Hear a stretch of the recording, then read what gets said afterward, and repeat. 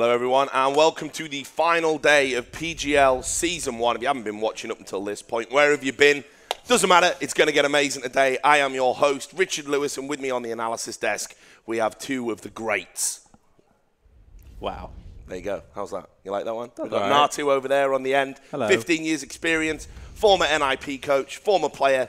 He's done it all. And in the middle it is the premier CSGO analyst, Thorin. Hello. How are we all doing today? We good? We're good. We're yeah. Excited? Looking forward to some good Counter-Strike. That's per usual. Yeah. What about I you? mean, this is one of those days where every match you see could be a final in another tournament. Yeah. I mean, these are battles between the best teams in the world. So I'm just looking forward to see who can actually win the title. Well, before we get into it, let's talk about yesterday. It was a great day at Counter-Strike. Lots of surprises. And let's talk about Team Liquid first of all. Yes, they're out of the tournament. Gave a very good account of themselves and even managed to take a map off Fnatic. So let's talk a little bit about them since they're no longer with us. Well, here's the thing. Even though they're out of the tournament, just winning that map off Fnatic alone, because it was cobblestone, could actually have a huge implication on what happens in the rest of today. Because one of the maps that Fnatic always had when they played Virtus.pro, that was one of the few that they could always know we give Virtus.pro losses on, is cobblestone. But are they going to be afraid to play it now after that being the case yesterday? So I think Team Liquid's impact is already going to be felt later on in the tournament in terms of that was the obvious pick otherwise for Fnatic. So I think in general, they obviously, when you look at the series, they were never really going to win the best of threes. That's probably a bit of a reach to think they were going to. They played above and beyond what we expected normally. And to actually win, in theory, Fnatic's strongest map at the moment, I think is very impressive. What about you, Natu? What did you make of the Americans? Yeah, they were around the level that I was expecting. I obviously did not expect them to win Cobblestone against Fnatic, but they actually, it was due to them actually playing really well. But at the same time, it has to be said, there was still a lot of schoolboy errors happening from them to contrast the good place, which you can't have that at this level of Counter-Strike. And of course, Fnatic have struggled a little bit this tournament, kind of continuing their story. Of course, still very much in it. Have got to go up against Virtus.pro today.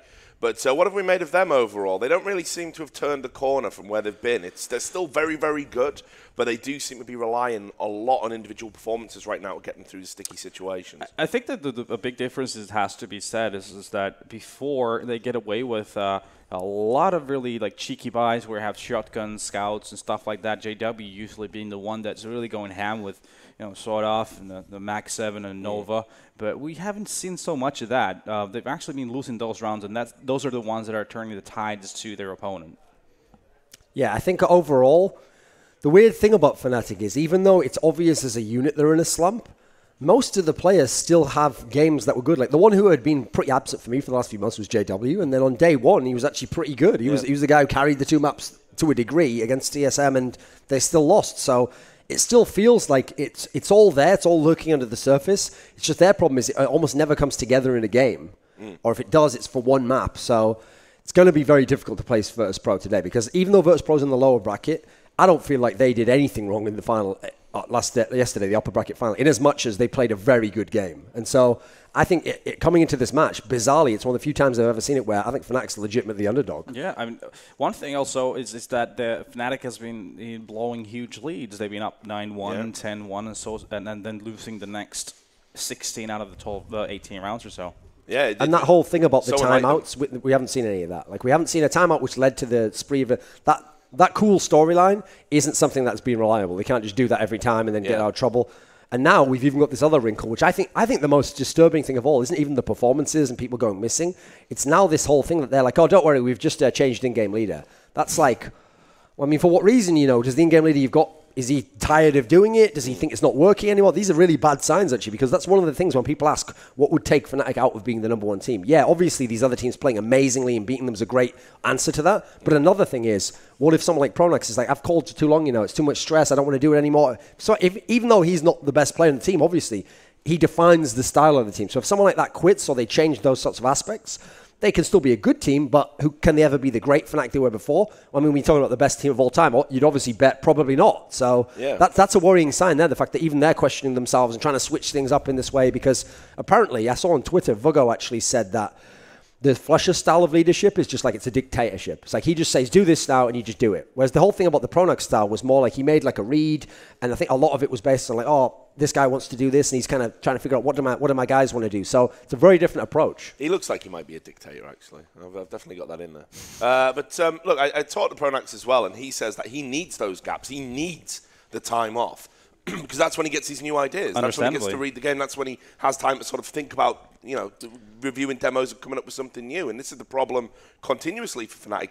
You're leading from the front. You're the best team. Everybody's coming for you. Everybody's watching your demos. It's an alternative, I guess, because of the fact that the schedule right now for these teams is just so packed that there's no downtime. There's no time to actually sit down, just reevaluate everything, go through demos, like you just said, and really working on your gameplay. So I guess that's one way to go about it is to have someone else lead for a while, so you get to think about it, you get to get notes from Flusha how he likes to do things, so you get those ticks in your brain where in different situations you're going to react differently with your calling. And I think historically with Fnatic as well, they tend to do better when they come back from a break. I mean, after they've won majors, they generally take a long time off before they sort of come back to tournament play. They've had a run of events here, so it's like any problems, they haven't really got the time to sort of fix them between events. I think what with the major around the corner, it's definitely a worrying trend.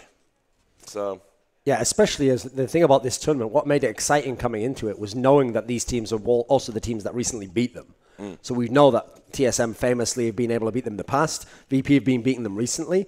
I mean, if they go out at this point in the tournament, if Fnatic go out third, listen, it's still a top 4 finish. That's all great stuff, but to have lost twice in a row to Virtus.pro and to have lost to TSM again and reunited that, it's like at that point in time, you're not even thinking of it. And they lost to Envious the other week. That really would, for me, that's like all the pieces are in place for the next major to be like the end of the Fnatic era. Someone else wins, someone else takes over. And listen, you were good, but now you don't just have a kryptonite. All the top teams are beating you. So that would really be the biggest worrying trend. That would kind of be the beginning of the downhill slump. Or we're set up for one of the most ridiculous, comebacks of all time. Maybe there's another act to the movie. Rich. Yeah, That's exactly. The thing, You never know, do you? Well, let's take a look at the team we're talking about now. Obviously, Fnatic are going to be going up against Virtus.pro today. And there's the lineup. I'm sure you're all familiar with that at home. You can also see on the left the win rates for their maps. That does include online competitions. It's got to be said. It's not just the offline portion.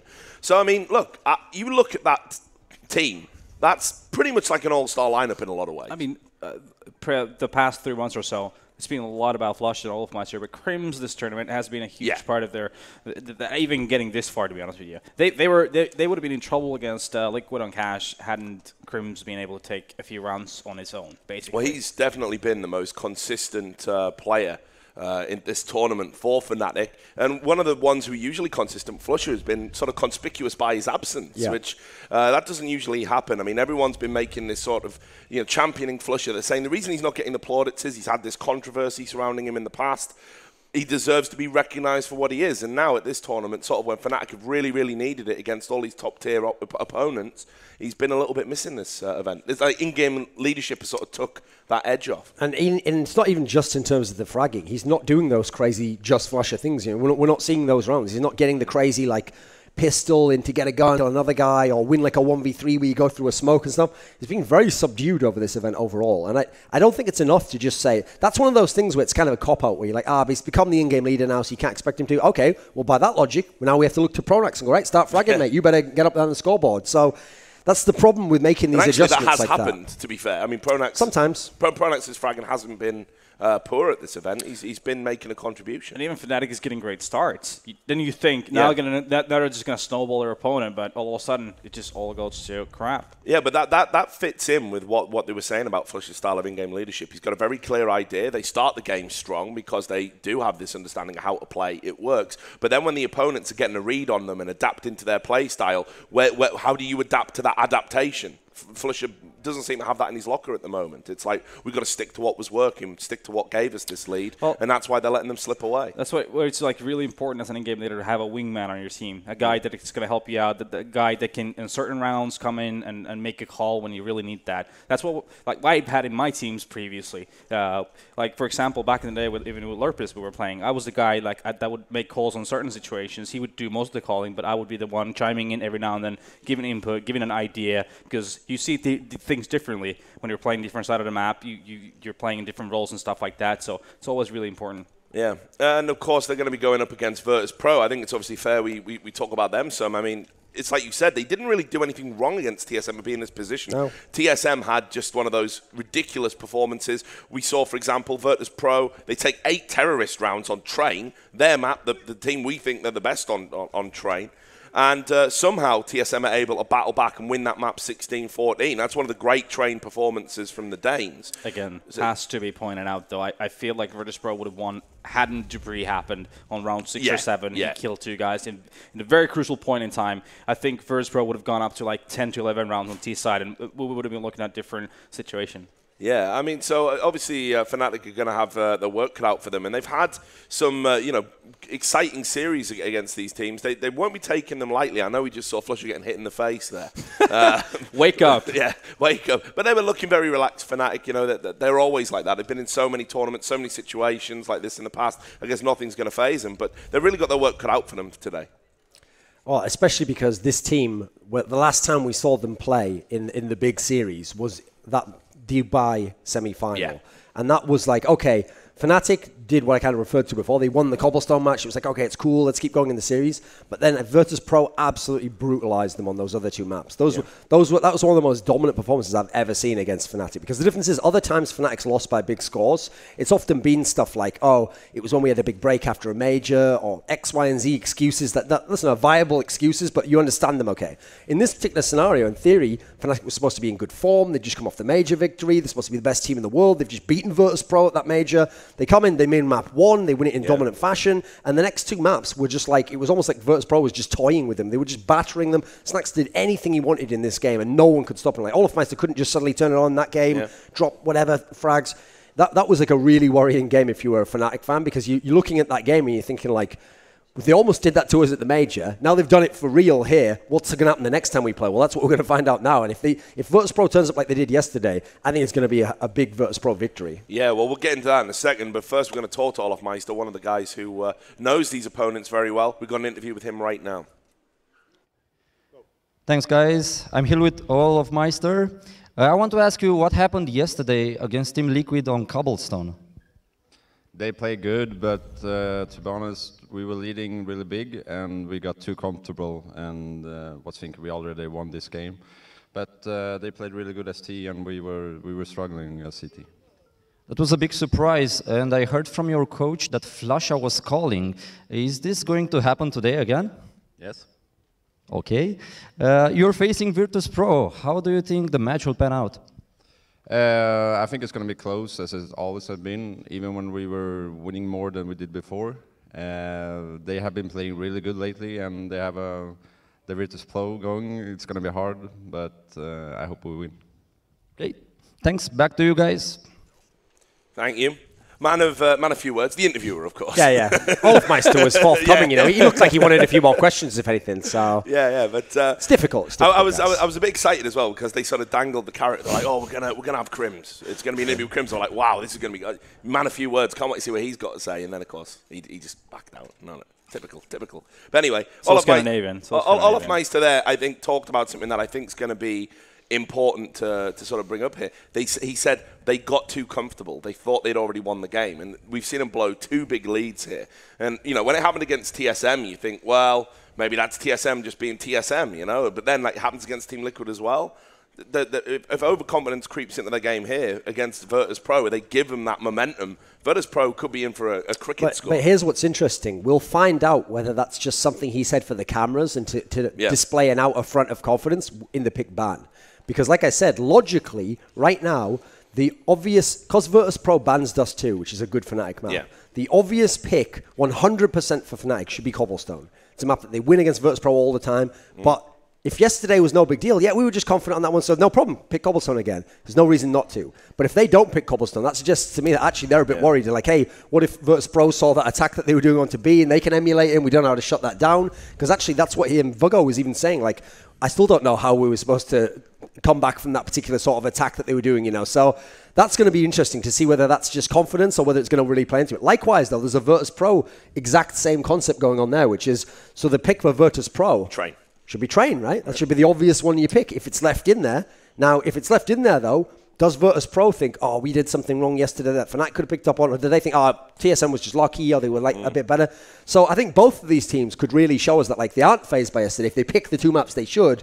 But I don't know if they will. I think at least one of them might just back out because, in fact, Virtus.pro might be the one because I've noticed Virtus.pro in general, if they lose a certain map, they tend to just veto that next time. Like they did it before where they were always permabanning Dust 2, but then sometimes they just dropped out Cash instead because they hadn't done well on that instead. So I think they're the team where I wonder if they will just leave Train out of it or whether they'll be worried about that in any sense. Well, we'll find out. Let's talk about Virtus.pro. We got obviously the roster we can bring up on your screens now at home so you can see this lineup. And again, we're talking about all-star lineups. There's some of the most experienced and decorated. But that wouldn't be applicable to this section, so don't Rich. Yeah, right, well, you know, Taz and Neo definitely two of the most decorated. Not in this game players. though.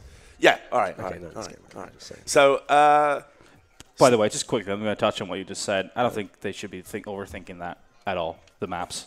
I don't think you should, because in general, the whole point is you're strong on that map because of the qualities that you have as a team. It's not because you just won the last time. Yeah. So I always say, I think that's a worrying sign for the confidence of the team if you do that. Because for me, if I'm Fnatic, I don't care what happens just against Team Liquid. I'm picking Cobblestone because against Virtus.pro, that's not Team Liquid. I do very well against them. I think for Fnatic, it's more about stamina because they've been to so many tournaments, leagues going on all the time, having to put that energy in every single day, every single time. They get that initially, but then down the line, they start relaxing too much and the focus sort of starts floating around. They're not putting, it's really hard to keep the focus every single day all the time. Even you should, but in theory, but when you're actually in actual gameplay, doesn't always happen that way. I think what's intriguing and what we're going to see here is which type of Virtus.pro is at this tournament. Is this the Virtus.pro where, okay, we've hit a bump in the road, it's no big deal, happens, we can work through this? Or is this the Virtus.pro that's going to be like, we lost that game on Train, we shouldn't have lost, that's our map, we lost because mistakes were being made and the blame game's already set in and people are raging, and getting angry with each other. Now, Duncan, you made the point when we sort of were closing out the show and you were talking about, you could see how Taz was internally seething and not really coping with what had happened because they should have won that game. That's what they felt. Now, do you reckon they've gone back and they've talked it out and everything's going to be different today? Or do you reckon there's going to be a little bit of carryover from yesterday, just a little bit of animosity to each other? The problem is, in a weird way, I think as a team, they're one of those teams where they'd almost rather be beaten handedly. Like, if you beat them 16-8, they could be like, right, well, we told off our game, don't worry about that.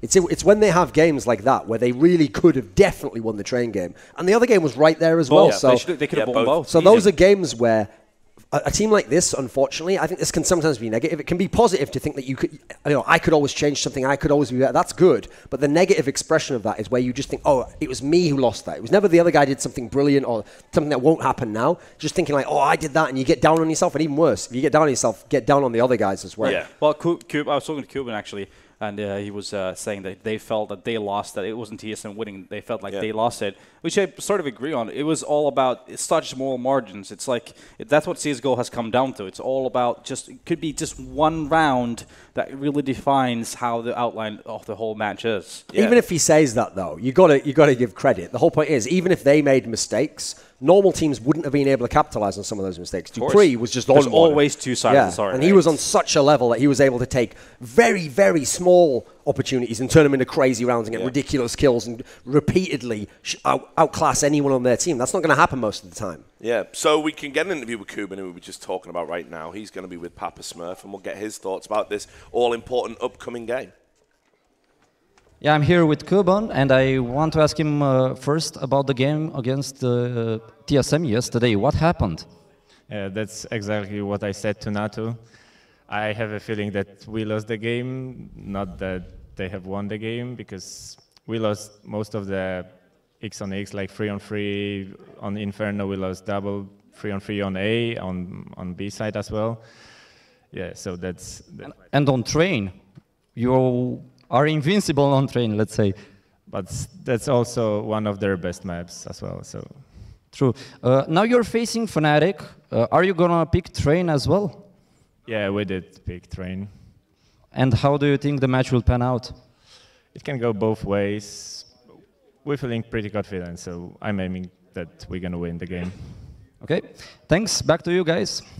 We were building up some tension there with the whole Train thing. We're doing our best, and he's just come in like, yeah, picking Train here, yeah, forget the veto, yeah. Thanks for that, mate. Well, yeah, forget the show. Yeah. So well, there we heard it then. I mean, I guess that kind of partially answers the question.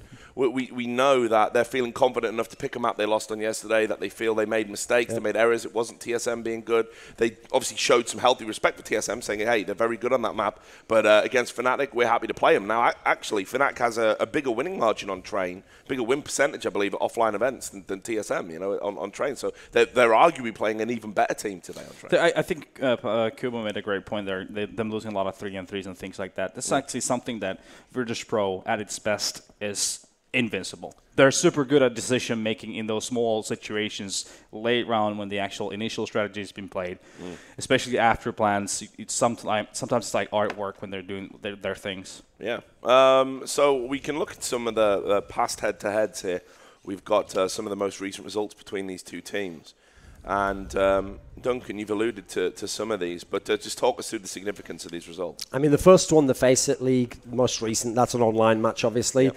Dubai is in the semi-final of that tournament. It was the opening map, I think, was the one that Fnatic won. It was Cobblestone, which is a map that they've given a lot of losses to Virtus.pro on, even though Virtus.pro is a fantastic Cobblestone team. But then Virtus.pro came back and they took Train and Cash, and it was incredible fashion. Snacks was absolutely dominant. Before that, we had the Major, and that was the one where Virtus.pro on Mirage, they were like 90% of the way to a victory on Inferno. It looked like this is unbeatable. Yeah. Instead, it was over. We did this amazing comeback for Fnatic.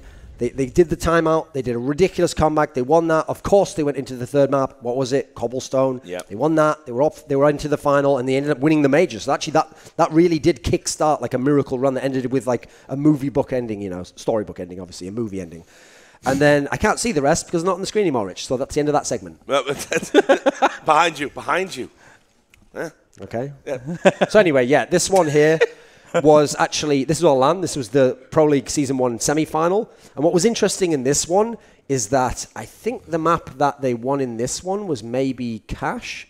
And I think that in this one, Fnatic, interestingly, beat Virtus.pro on Overpass, which now we think of as a very strong Overpass map. That was when they were starting to build it in there, but they hadn't fully got into like God mode on that map. So it was interesting that they give them a loss there because it shows Fnatic's not afraid to play Virtus.pro on Overpass, which I think you'll see later on. And then this one is presumably an online match, so you can see it's pretty even overall here, especially when you consider one of the wins for Fnatic was by the most narrow margin imaginable. Yeah, now you've talked about what an exciting match that this generally is. Why is that? I mean, what makes this matchup so intriguing and exciting? Well, what's weird is it's not exciting in the context that VP and TSM are. When they play, every map will be insanely contested, will be one of the strongest maps for both teams.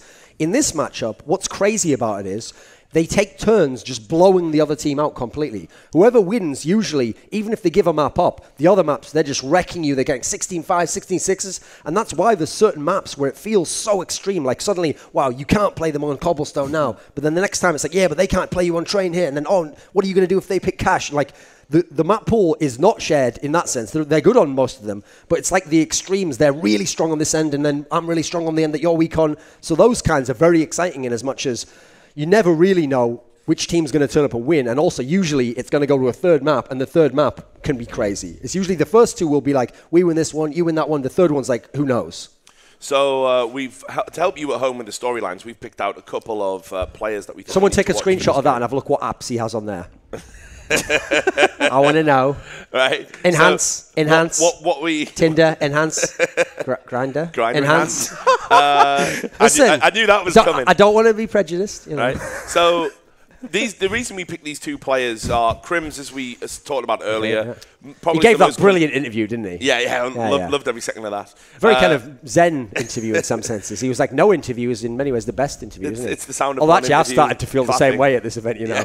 But Crims has been the most consistent player for Fnatic here, so he's definitely one that we think you should watch today. But of course, Pasha, the interesting thing is, Virtus.pro seemed to coax one of his best performances in a while yesterday. He was fragging like crazy, pluses, yeah. And they still lost. So he's been in good form, but right now there were certainly against TSM at least it looked like there was some sort of misfiring. No, he was on Inferno on CT side. Yeah. He was in an absolute frenzy like a wild boar. I'm not talking about JW there, Pasha, and so let's see.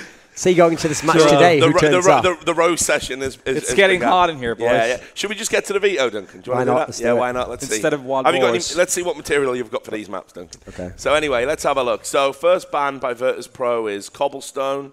Then Fnatic take out Mirage. I mean, that's sensible bans there. Yep. And then Virtus.pro have picked Train, as we heard from Kuban. And Fnatic have picked Dust2, and that's obviously very significant. We know that Virtus.pro, that's usually their standard ban, but they were so worried about the Cobblestone performance, even with the Team Liquid result, they still went with that as their default ban. So Dust2, you can see as well, we had the third ban as Inferno from Virtus.pro, Cash is the fourth ban from Fnatic, which is interesting in its own right, and then of course if it's required, the decider will be Overpass. So Duncan, talk me through the significance of this. Yeah, well I mean listen, the ban from Virtus.pro makes absolute sense, because even though they've been willing to play Fnatic on this map in the past, they've just lost it too many times in a row, and despite I mean, this actually shows that Virtus.pro themselves didn't put too much in what happened with Team Liquid yesterday. They didn't think, hey, we saw something that we can use. They banned it. That makes sense. Now, what's very interesting, though, is down here. I think this is, let me see. Is this actually the right way around? Yeah, okay. So Fnatic chose to remove Mirage, which is interesting because it means by removing Mirage, you're saying I'm willing to play Train. Whereas actually Train's been one where Virtus.pro has been very good. I think they're amazing on that map. I think they're definitely better than Fnatic, and they have thrashed Fnatic on the past in Dubai. So that's showing, like, listen, Mirage, we know it's an amazing Virtus.pro map, but that's an interesting choice there. That I wonder what that will actually tell us later on. Maybe that means Fnatic think that they're good on Train. So that's interesting. That means that it's an obvious first pick for Virtus.pro, which is, we picked Train. Just as if Cobblestone would be available, Fnatic would have picked it, definitely. So definitely an obvious choice there. Now, overall on Fnatic, this is entirely obvious. Fnatic are really good on Dust2. Virtus.pro try to never play it. Then the one time recently they let it through the pick ban was against TSM in the final of Dubai, and they got ultra stomped on it, like 16-3. So I think this could be a very big mistake for them, because actually in a weird way, okay, yes, Cobblestone you always lose to Fnatic on, but I think you're going to lose worse on Dust2. So if I were them, I'd rather have a chance and hope that you can change something small. Then you go into the third ban. So they choose to ban Inferno. Now that's interesting because remember, Inferno's a great map for them, but that's the map that the turnaround happened on in Cologne. That's the map that yesterday they're saying they lost all these 3-on-3s on against TSM. It's not exactly Fnatic's best map. It's up there though, but that's just showing to me that they don't want anything that happened yesterday to be repeated. They don't want any of that stuff. Then you go over to here, the fourth ban, Cash from Fnatic. I think that's interesting because actually, I agree with you. This one I thought was actually stood out for me the most because. I don't know, I probably would have tried to take Overpass away. Yeah, that's the problem is that, listen, I know Fnatic and Virtus.pro are both a bit shaky on Cash. I know they're both good on Overpass. The problem is, if I have to do my internal ranking, I think Fnatic's good on Overpass. I think VP's incredible on that. So we've actually ended up with a map draw where Dust2, I think, has to be Fnatic's. They're so good, and it is the permaban from Virtus.pro. But I actually think Train and Overpass, I think Virtus.pro is the best team in the world on both those maps. So I'm thinking Virtus.pro can win this 2-1. I think they've actually played blinder here on the veto. What do you make of it, Nathan? I mean, Train especially, they're putting a lot of, Fnatic is putting a lot of weight on Olofmeister and Flosh's shoulders, especially on T side, because Virtus.pro, as we know, they're super good on that CT. But Fnatic's way of playing, they seem to like Olofmeister or Flosh through that T quad and create the initiative for themselves to just split yard everywhere, and that seems to be their bread and butter, the kind of thing that really works for them really well. So those two individuals have to be really spot on for them to have a chance on Train. Yeah. So I guess we get into predictions at this juncture. As we've established, Veto looking very good for Virtus.pro. Nato, I'm going to start with you. I think the reasoning that Duncan just said makes all the sense in the world right now. I think Train is going to be Virtus.pro's map.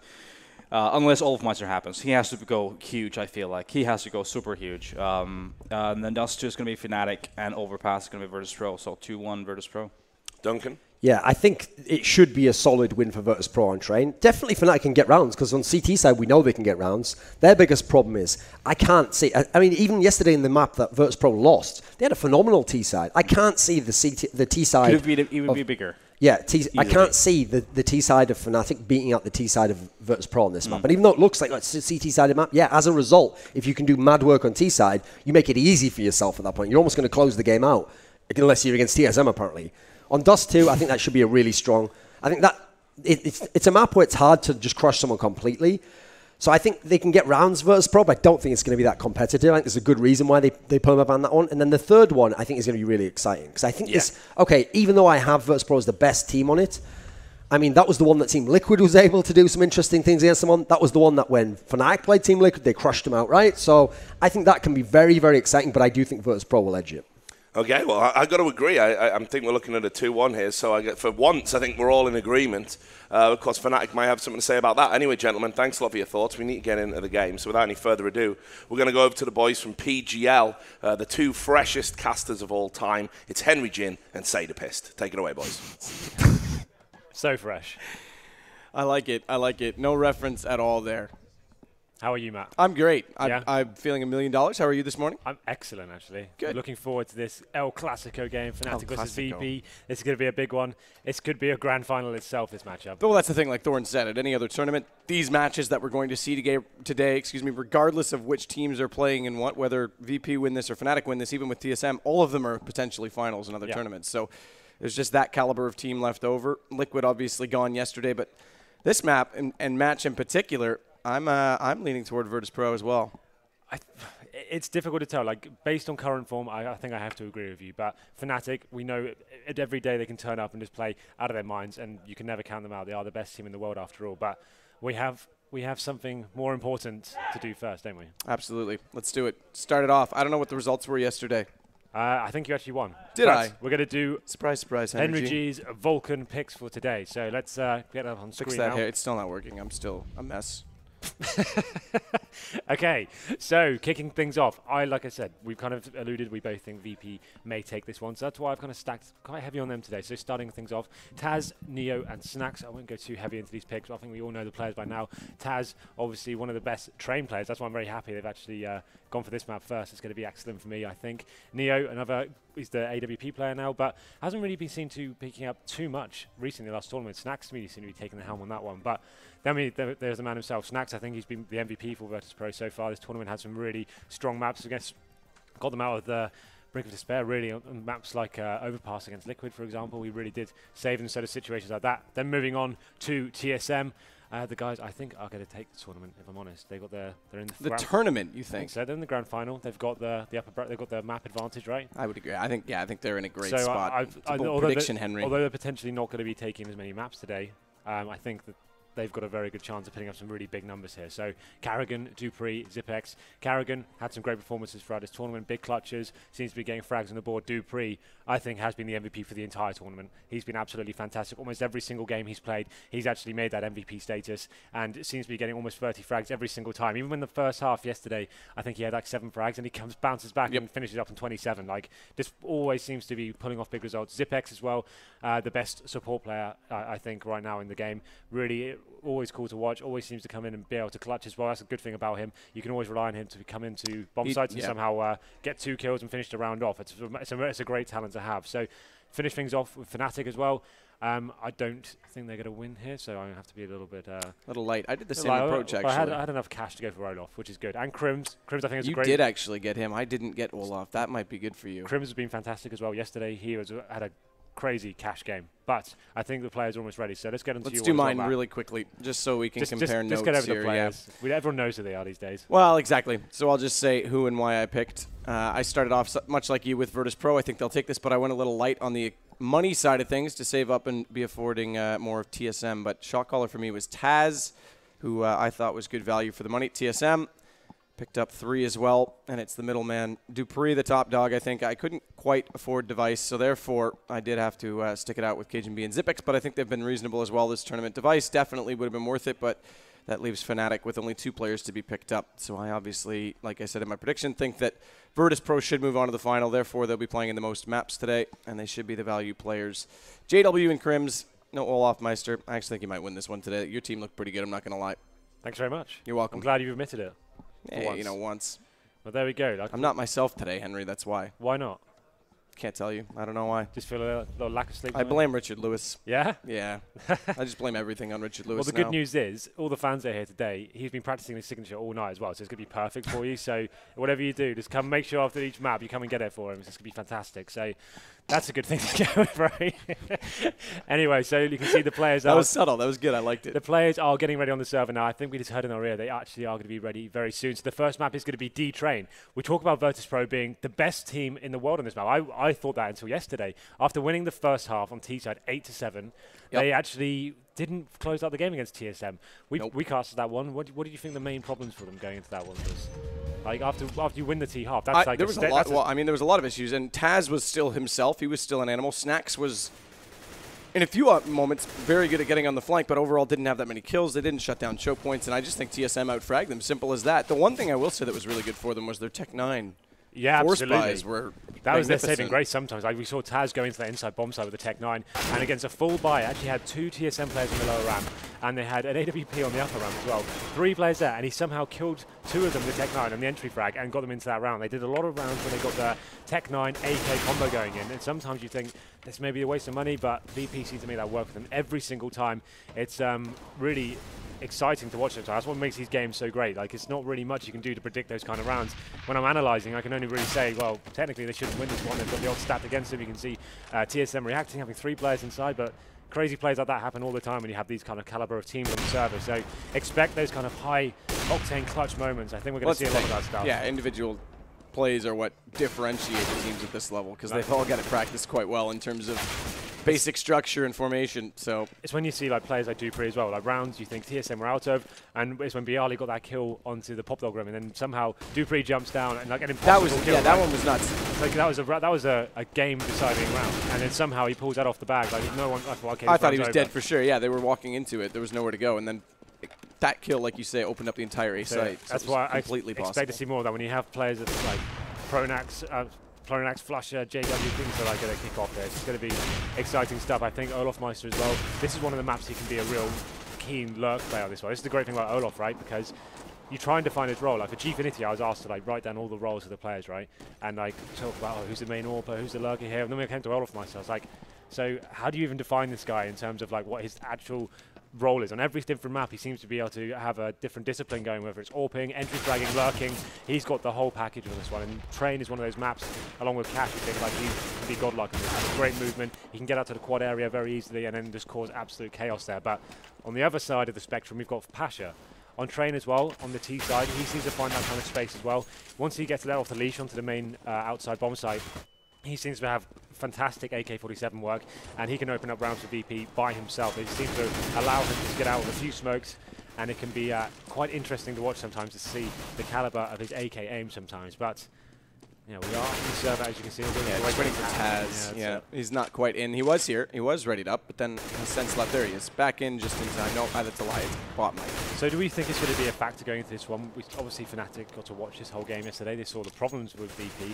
The thing is with this, like, you know, VP obviously were aware they made a lot of mistakes here. So they're going to be going last night, they're going to be coming back, reforming what they're going to do. So I think the main thing for these kind of teams is you have to focus on your own game, right? You can't take too much away. You can get a general idea of what VP will be doing with their kind of T-side tactics and stuff, but when I was an in-game leader, at least, like I didn't want to dwell too much on the anti-stratting aspect of it, especially when it came to things like pistol rounds, for example, like that. You don't really want to start trying to anti-strat this kind of thing, because that's when you start opening a can of worms for yourself. Well, I mean, the other thing too is how do you strat someone with so much skill, right? Like we were saying, individual talent steps up in these games, and they've got enough knowledge to run. They're not one-dimensional teams, right? They can. These guys can adapt. So even if you counter-strat them, they're going to come up with something new on the fly. They'll restructure very quickly, and then you're running into individual talent at the same time, like I'm saying. So one guy can shut you down, and you can't live on that principle. There is obviously a lot of teams, we do talk about it. North American teams do it all the time. They counter-strat everyone. They come over, but they have the dark horse factor to work with as well. So they're not as easy to read themselves, which makes it more viable. But in these situations, these guys know each other so well. There's no point even attempting it. Well, this rings truer than anyone for Fnatic, right? They actually are they're so loose in their playstyle. They don't have to go down to these set tactics and stuff like that. They have a basic idea of where they want to go. They have set smokes when they have a certain execution they want to try. But the idea is they actually can adapt to mid-round situations on the fly, and they can use that individual talent to make sure they can work out whatever situation is presented to them and make it work in their favor. That's what makes a top team, I think. Like someone who is not going to be rigid and not going to be caught up in their set ways of saying, well, it has to be like this. If this happens, you have to do this. They're so confident in their individual skill, which allows them to be this amazing team we see time and time again, but we haven't seen them hit that top form at this tournament yet, I don't think. Obviously, we saw I don't think so at all. Drop a map against Liquid, although that's fantastic for Liquid, you have to think something went wrong for Fnatic. And it's a poor time to be off form. Again, Vugo kind of touched on it yesterday in the interview that it is after the major, they won it, they kind of lose motivation for a bit, you want to take a break, but it's a really tight schedule, and not even 2 months later, we're already just facing another major.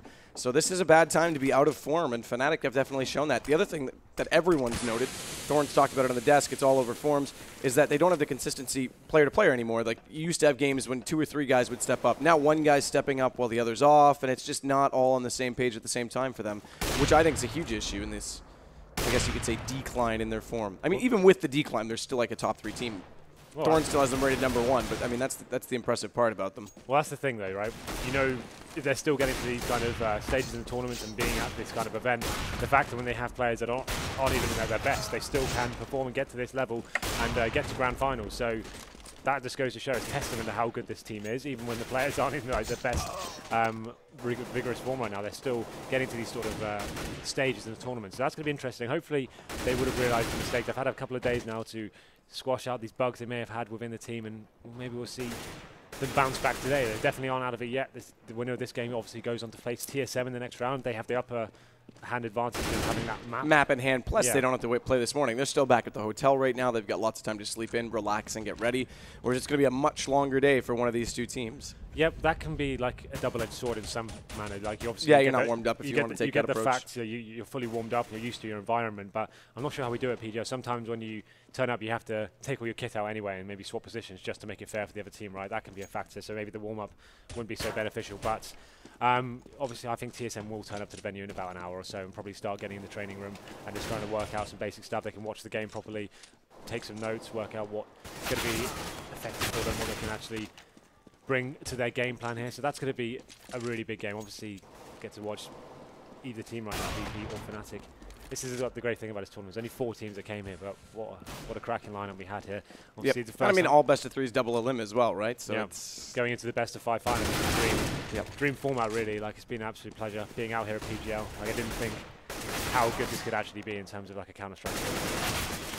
It's okay, Henry. I knew all along. You knew. Yeah, you've been there. You experienced it. I never doubted it for a moment, Henry G. Well, we got to meet each other. We built our casting duo, which we're now selling as a package, by the way. Yeah, that's right. So, anyone wants to just get in contact. Yep. For an exceptional price of $1 million. One-time offer. One-time offer, yep. So and then I'm leaving. I'm just going to retire. So we are still waiting for Taz to get on the server. I assume it's just a small technical issue. Normally, someone with like TeamSpeak or something like that. These guys have played on these PCs or anything too vigorously needs to work out. And there's other PC, even if it is. There's 20 computers in the building that are set and ready, so let's talk about predictions then, Matt. Let's get that out of the way, shall we? So we've talked about... Shall we? I think 2-1 Virtus.pro. I actually do favor that. Let's dissect the maps there. What do you think? Well, I think if Fnatic take train, if Virtus.pro do struggle on it, then it's going to be a lot harder for Virtus.pro even to pull back to that. But I think they'll trade maps. I think that Virtus.pro should take train off the start, and then they'll just go back and forth until map 3, and then trade blows, take turns. Train's going to be interesting. After I saw VP train play yesterday, I like the guy that said, I don't think they necessarily did anything wrong. It was just TSM playing out of their mind. That players like Dupree, like he's kicking off the device as well. He seemed like nuts across all the series. So that's going to be a big performance. Is that whether VP can come back from that one? I think Fnatic.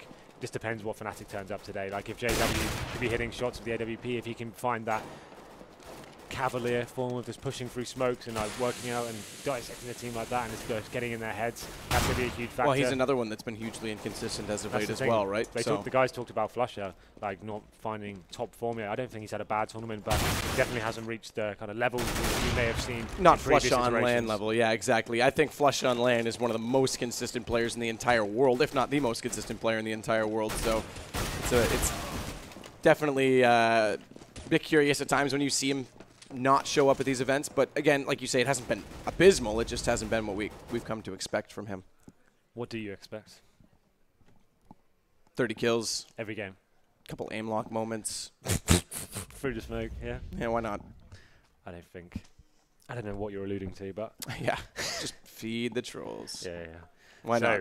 Now we have to fill for a little bit, Matt. What would you like to talk about? We've got some other. What do I want to talk about? Jeez. Again, you're not a shrink, Henry. We've gone over this. Well, do you want to talk about anything? Anything happened interesting in your life, say in the last, I don't know, Thursday night? No? Oh, okay. you're trying to own me on stream now. That's I see what's going on. It's fine. It's fine. I get at least I get as good as I give, I guess. But there's a joke somewhere in that. There is. You're right. So but we are going to wait. Taz can't get in, so they're going to reset the server. I'm not sure if it's a slot issue. Chances are I messed something up. Let's be honest, Probably. there's a high probability of that. Yep. Again, you say last year like it's so long ago. Last PGL event in April, there was an issue one game where I actually joined a team when I joined the server, just like instinctively, and then I jumped back out and eBot took me and tried to track my stats, and it caused eBot to crash. So yeah, it wouldn't be the first time I messed something up. How was the last PGL for you? How would you compare it to this one? It was interesting. Very similar. No North American presence, obviously. It was part of the DreamHack as well, so it was a slightly bigger venue in that sense. But in terms of skill, I mean, you had Envious here, Nip here, TSM, and obviously Fnatic, who met in the finals. It was TSM's first victory. But there was a lot of good storylines in that as well. And the caliber of play, even with Liquid here, I don't think has decreased any bit at all. I think it's been a great platform for them. Like, we've seen them online. We talked about that team being, okay, sometimes at the actual LAN events, they may not have as much confidence going into these ones, but they took a map off Fnatic. Like, that's the world's #1 team right now, and they took one of their best maps off them as well. They took D-Cobble, so that's actually an amazing thing to talk about. Like, that's great notes for them to take away from them. That's the thing. To the major, and they lost 16-14 on Overpass to Virtus.pro, another map that's one of their best maps. So that's pretty crazy stat to think about as well. Had a conversation last night with Liquid as well. Taking notes from this before the major is one thing. I talked to them a little bit about boot camp possibilities because the issue, and it was talked about this week on the Vulcan show with, because I can actually say that company. See, that's how plugs work, Thorin and Richard. I can actually say my company. I guess I win here. But yeah, on the Vulcan show we had Hayes on, and he said the problem right now in North America is if one team goes to boot camp, there's only about 4 teams that can scrim each other. There's going to be 4 teams at the major, including LG.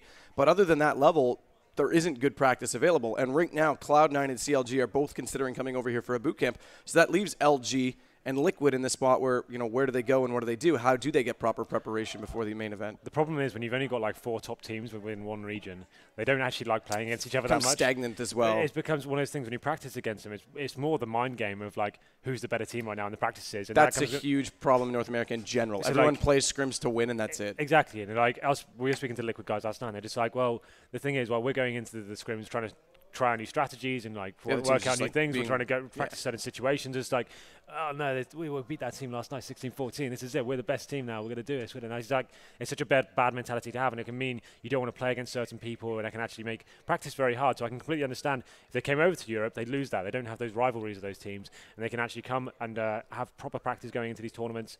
And I think a team like Liquid, they'd benefit immensely. But the thing is, they have school and stuff like that. They can't really commit. They're not, I wouldn't say they're actually at that professional player level yet, because it's not their full-time occupation as of such.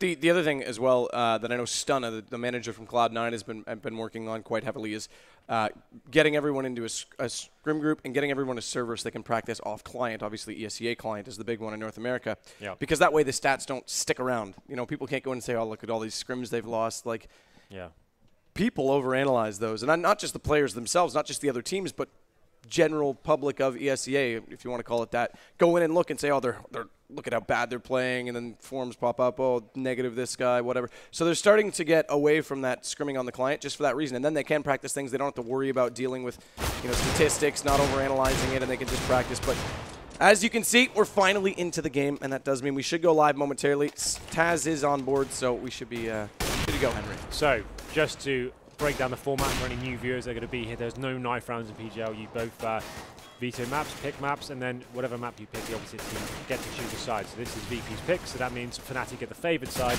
of CT going into this one. You say that, but VP's T-side was better yesterday. You're right. You're absolutely right there. But I'm saying, if we're talking about the grand scheme of things, this is why Fnatic pick it, because it's technically a very CT-sided map. Depending on who can pick up the pistol, that's obviously a huge factor going into this one. But here we go then. Let's make some noise. Yeah.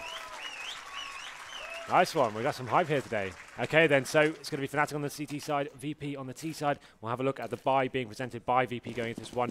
3 sets of armor, and I'll make that 4. And Taz is going to be the utility player. 4 players making their way towards the inside bomb site, which is normally preferred here going in. 1 smoke down to lower ramp, and they're going to go all 5 men into this area right now. They do have the third man on this B site, though. JW's here to help. Watch Olaf so close on this upper tunnel. He actually picks up 2, 3 before he goes down and snacks. He responds, but 3 headshots from the USB. All JW needs to do is hold it together, but he doesn't. Snacks gets back in the site, and he'll fight forward as it is down to 3 versus 2. And Taz has joined in. Need to try and get this bomb plant down, but the bomb's actually shifted. It's gone back toward A. If Taz can hold him here, there's a great chance they'll get the plant. The problem is that Taz is going to be far away and gone. So it's down to a 2 versus 1. Snacks, the man who silenced Olaf and pulled the round back together, has to clutch it out as well. As Flush is going on the hunt first, he'll lead the charge. And Snacks has gone to a post-plant position, but low HP, and Flush has spotted him already. Not killed him yet, though, with the USP. And Snacks actually turns and finds Crims as they try to pinch him together, and there's no kit. So now Snacks has a phenomenal chance of winning this round. And Flush is still on the search, although he's low HP. Flush finally gets him, but does he have time? I don't think so. It's done. It's over. Oh, he's picked up a kit. He's picked up a kit. It's going to be fine. There it is. So, yeah, we saw the full inside rush coming in from VP there. That's normally quite a traditional tactic. You get the smoke down, some flashes coming in. But Olofmeister, I'd love to see how he got those 3 flags. I think we missed those on screen, but that must have been absolutely sick. What position he was in. I'm sure we're going to get the replay of this right now. So he's towards the upper ramp. He's by himself. The Glocks here have the advantage, or technically should do. Look at this. They're all facing the corner at the same time. He picks up 3 headshots there with the USP. At that sort of range, spamming the USP is normally not really viable. Exactly. But he somehow pulls it off, and VP do get the bomb down, though. So they're not going to be doing the force buy this time. They're going to be getting more PT-50s and Deagles, and you'd assume AK is coming out next round. Fnatic this time going to be having the Scout and 2 SMGs and 2 M4. So going to be keeping things long range in the outside yard. It seems smoking off Pop Dog for now, but the bomb making its way towards the inside. And I think the flares have been spotted by Flusher, and he's going to make his way back to a more passive position on the inside after he's got his information. So we'll see if this M4 goes to work. Pasha down on 16. Flusha is going to be faced with at least 3 Virtus.pro players walking into upper any minute, and he just spots them on the second chance. Takes down Taz quite quickly as well with that M4. Still looking to try and work in toward this side. Olofmeister has come over toward the connector at least, but this is going slow now for VP. The thing is, they haven't got any utility to get into this bomb site. After losing a man and another player on very low HP, there's not really much they can do. They can jump down the lower ramp. You see BRL just trying to bait out some shots or even grenades. They're going to get ripped apart, and there it is. Flash on Olofmeister. Pretty simple kills. They're not really much to talk about. This next round is where it gets interesting, right? This is where they get the AK-47s out, and they should be able to get some smokes as well. We can see Snacks actually has 5k. He could get the little chance AWP out to surprise him, and he actually will do that as well. We talk about him picking up the role of the AWPer on some of the maps here, especially on Inferno, and it seems like Train is one he's confident to pull out as well. So CTs are going to be aware of this buy, but I don't think they're going to be anticipating the AWP coming out so soon. They have got a Scout and a UMP as well here, so this could be one of the rounds where VP get back into this series. Yep, very aggressive. All in the first round. Plant. Imagine they get the bomb down in the second round as well. How much more utility they'd have to go with it. And there it is. Snacks catches JW with the early up. Pasha follows up and Crims is down. And they've opened up Ivy completely as Pronax. He's gone as well. Neo's above the ladder. Olaf's below it. We'll see if they confront each other soon. But he's all that's left now because Flush is taken by Bialy. And this is firmly in the hands of Virtus.pro. Snacks goes down. It's Pasha and Bialy on low HP, but the rest of them are in good faith. And Neo will find the kill. So that came down to Snacks getting all those kills in the pistol round. He planted the bomb, got an extra $300 bonus for himself. So he has that decent money going into it, finds that first pick. And like I said, I don't think Fnatic were even anticipating that could be a chance going into that one. So the kills just flowing into Virtus.pro's hands there. And they go 2-1. But the thing is, this is not over yet. We know Fnatic love to bounce back on a force buy as well. They're going to be coming in. CZs, Max 7s. Not going to have any kits. They've got some utility, 4 smoke grenades and some HEs. Let's see if they can bounce back into this one. Max 7's going to be on JW, but don't discount him on that. We know how powerful he can be with this weapon. Weird thing is that 3 rounds in and 2 rounds going to Fnatic, 2 players have all the kills. Flusha and Olofmeister on 4 and 7. Interesting note. We saw JW push the inside lower ramp there. Actually did some decent damage to Leslie. Pronax picks up the first kill there, taking down Pasha. Bialy bites back though, making it to a 4-on-4. Neo's position as well. Inside that smoke at ladder room as they try and open up the site from all angles, including Ivy, where Bialy takes down JW, but Olofmeister gets back in with at least 1 on Neo. And that slows down the push from ladder, which means they're locked inside quad, but Bialy and Taz will find 2 kills on the site, and Flusha is left alone. A small chance that Fnatic could have locked them inside that quad position, but it's gone, and the bomb's planted. Virtus.pro look to tie the game very early, and this time it will definitely force them back onto pistols. Absolutely. They're just using the advantage of having the AKs in their hand. They didn't really have to do any sort of tactical execution. Spread out across the map, face some choke points, and then the CTs didn't really have a chance. You saw Taz getting out towards those backtracks there, finding JW, the Mag 7 in his hand. They tried to push inside for some early information. They got it, didn't really inflict any damage there, and that just told the terrorists, let's just go outside in this situation. It's taken them a long time to even rotate back into it. So now VP definitely with the upper hand. They get snacked on the AWP still, and like you mentioned, it's going to force Fnatic onto pretty much a full eco here. A couple of PC50s, but that's about it. They're going to be pushing inside of 2 players, and will they be able to find anything with this? It's going to be heading towards Pop Dogs, trying to get into it. Bialy opens it up. Again, first kill for Virtus.pro, and Pasha's now got Pronax from Hell. That gives much more room to work in that quad position, get closer to the A-bomb site, and they're doing exactly that as they look to plant already against these pistols who have yet to find a kill. However, look at Pasha's HP. Just 1. I don't think it's going to matter too much here. Just as JW is the last man remaining and connected, he takes some damage. He is fully flashed as well, making his way out of there. I've got that P250 in hand, but not really much to save apart from that. Wants to see if he can get a cheeky kill going into this one, but Snacks is having none of it. And there he goes. Taz gets the final blow there onto Fnatic, and that puts VP in the lead here. 3 plays 2 on the T side of D-Train. And now you can see the economy for Fnatic still not being stabilized just yet. They will be buying up into this one, but it's still going to be a very weak buy. And this can be an absolute nightmare situation for the counter-terrorists, because losing this one means it's just going to spiral out of control for them. They need to actually win this round and start building some decent bank of money. If they can win this round without losing more than 2 players, that would be ideal. But obviously, a mammoth task here when VP know they have the upper hand in terms of the economy. They can just doing those outside fast pushes, and the CTs basically just don't have enough grenades or incendiaries to hold them off. Pronax looking like he's going for an aggressive play towards Ivy. He's stroking off close. Sitting behind that, take a move there as they do the boost. Yeah, through the window, try and spot anyone on top of the trains. There's no one to be found, but it is cool. Yeah, definitely something to note. It's always interesting how they find those little angles that seemingly are so small, but in the chance that he spots someone there, how huge would it be? As now Neo has to work toward Hell, and it's not been spotted. Snacks does eventually get Pronax. The Crimps trades it this time, so Fnatic don't give up too many men early on. Smoke off on the left, Bialy to look right. This will give him a push to help out at Hell, try and take quad, manages to do so against JW, and they keep both members alive, and now the kills are not being traded. Fnatic just gets back with 1 as Olof finds Pasha. It's low HP on Bialy and Neo, but Olof's in even worse state, and they're on either side. Yeah, this is a huge problem for the CTs. When they can't actually get the AWP out, it means they can't anchor certain positions, they can't face angles as well, and they haven't got kits, they've got very low utility. They need to be finding frags early on to stop that T bomb going down. You can see Snacks there just finding that opening frag. The CTs have to react in that scenario. They can't just sit back and allow the Ts to come onto the bomb side. They need to be facing angles and trying to respond in that manner. But look at this. Yep. Fnatic will actually be going for another pretty much full force into this one. We can see Olaf saving some cash, but JW and Flusher going in with the max 7s, Pronax as well, and Krim's getting 5 7s and CZs respectively. So let's see how they go into this round. Once again, pushing that lower ramp.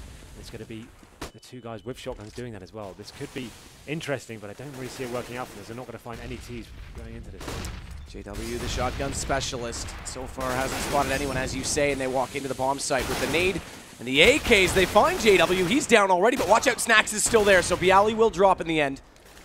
They now know where both Fnatic players are, though, and even though they haven't planted the bomb just yet, they'll get all the kills instead. 5 rounds now for Virtus.pro, and you have to start to question Fnatic's force buy antics, because this is how they've slipped away from games in the past, and maybe it's a case of knowing that Train favors Virtus.pro and trying to catch them off early, but it's definitely hurt them here. Well, this is the thing. Had they not done that, they could actually have a decent buy here. You see, they're a maximum loss bonus right now. It means they would actually be like 5.5k each going into this round, and they would have a serious chance of actually, it would be a glass cannon or perhaps, but they'd have a chance of locking down that Snacks AWP, who seems to be firing on all cylinders right now. So this time they can go for more of the quasi buy. They've got the CZs, the Desert Eagle.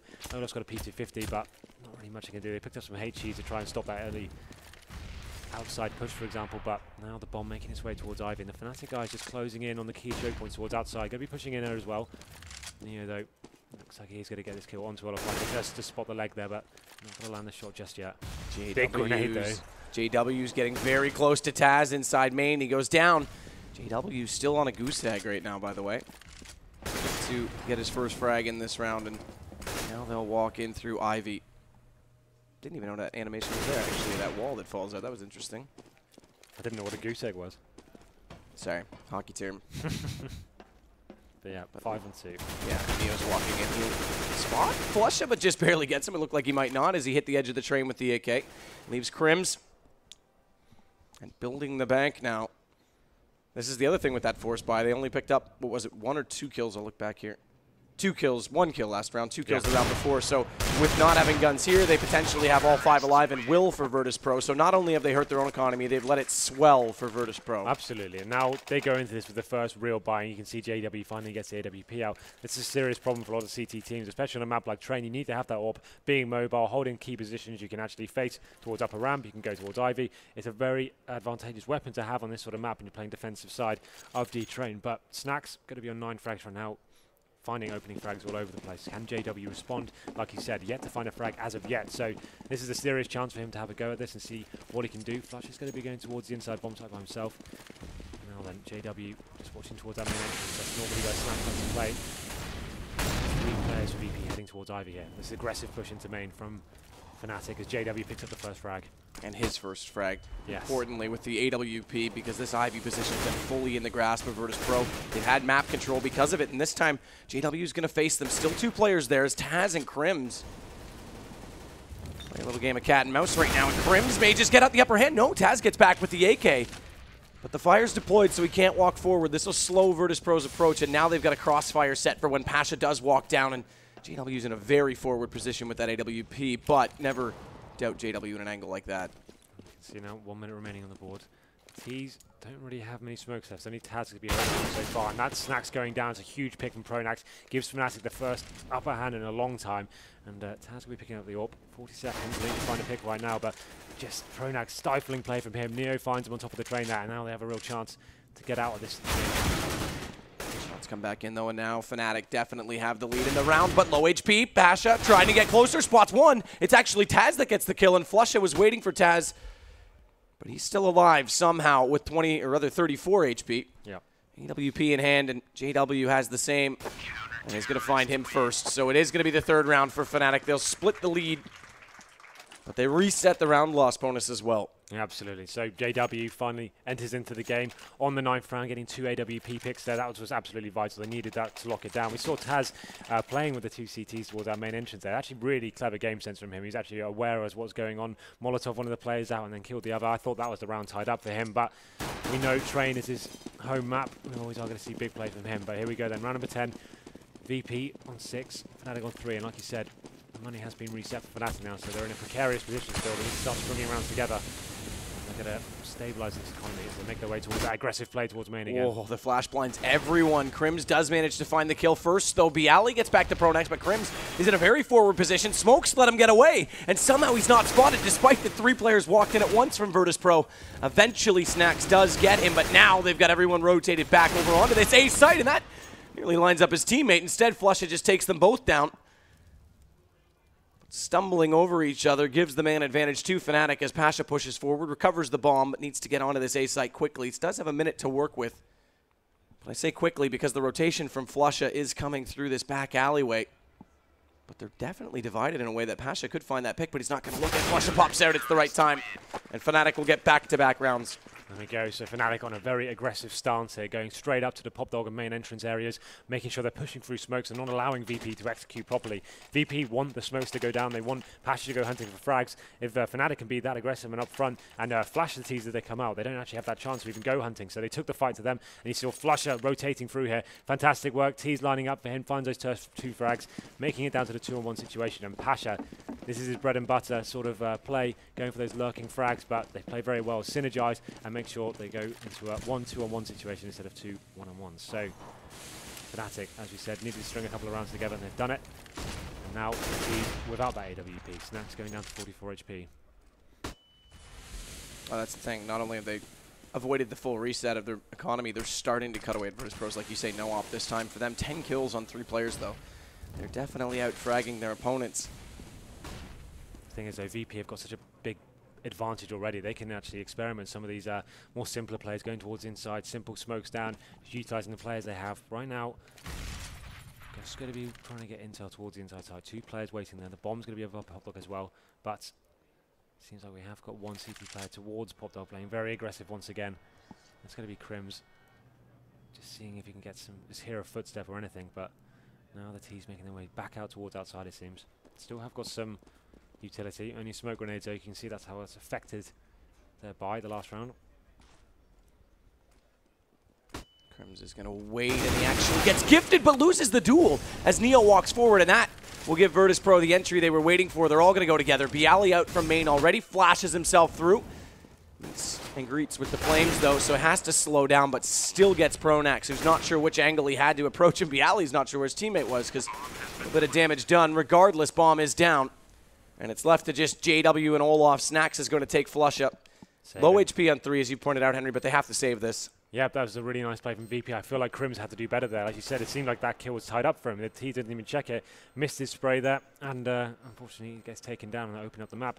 A pretty standard execute from VP. We've seen him doing that a lot, just getting those keys, 2 smokes down towards the outside yard and working through them, finding the frags. He used the Molotovs as well to flush the CTs out of their positions, and BO3 and Snack crucial frags, they get their way out there, and that's going to be quite a damaging round for Fnatic to lose. The money situation now going to be absolutely terrible for them. I think they're probably going to get $1,400 each here, and you can see 3 players, JW, Pronax, and Crims on the 1,500 mark, and no players survive either, so that's going to be potentially now another double eco for them, as VP really are starting to run away from this game, because yesterday they did actually win the first half versus TSM, but I feel like they're going to get even more than 8 this time.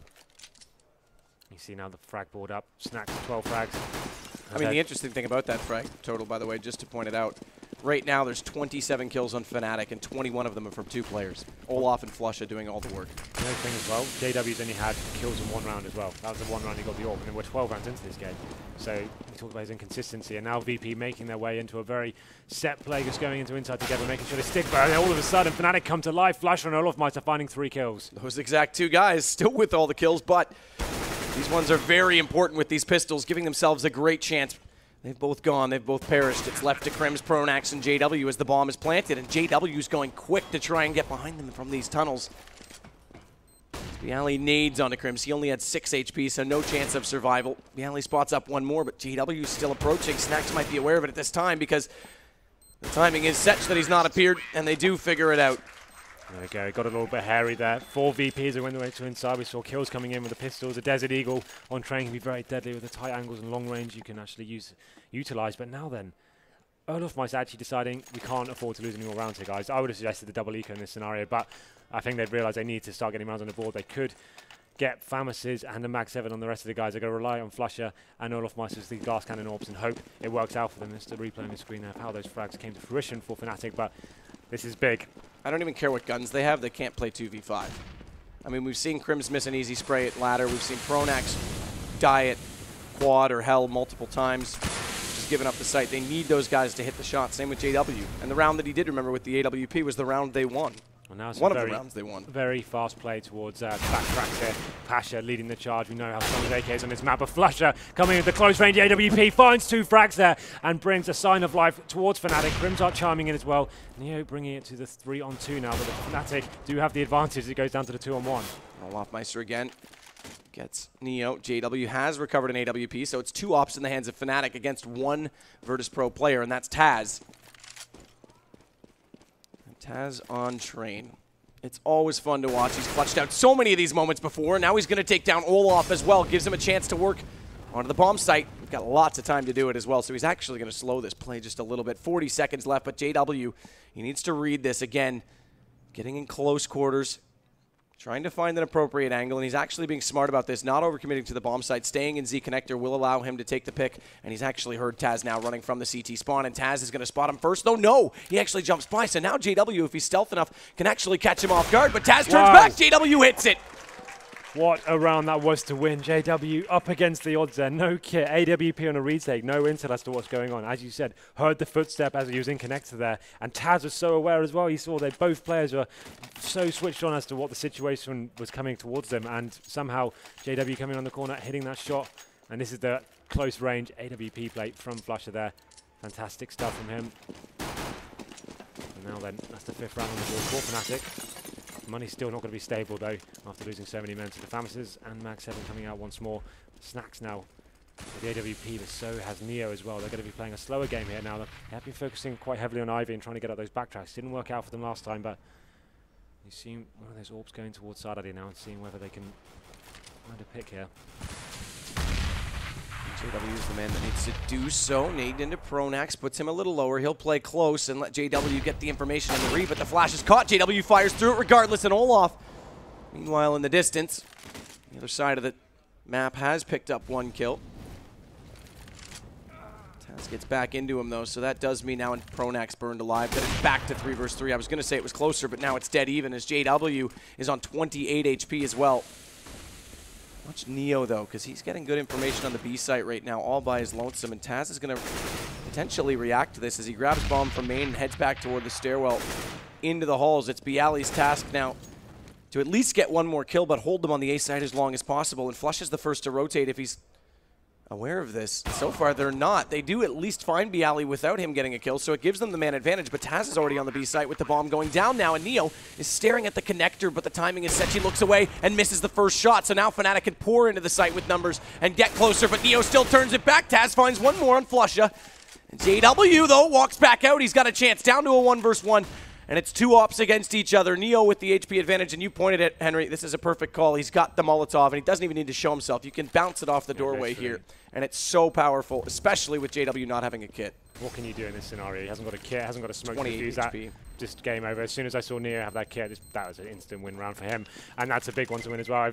JW can survive here. I think he just about gets out, what, 9 HP? 9 HP. That's just a really nice, simple player from Neo. Doesn't even have to face the CT player coming to defuse, and the money once again, absolute tatters for Fnatic as round number 9 goes in favour of VP. We talk about the train performance being strong on T-side, what a performance has been so far. Feels like Fnatic haven't really turned up, as we keep alluding to. We've got 2 players there, what, 3 and 2 frags. I think that's Crimson Pronax. Olofmeister stepping up, doing what he can. 16 frags for him, Flasher on 12.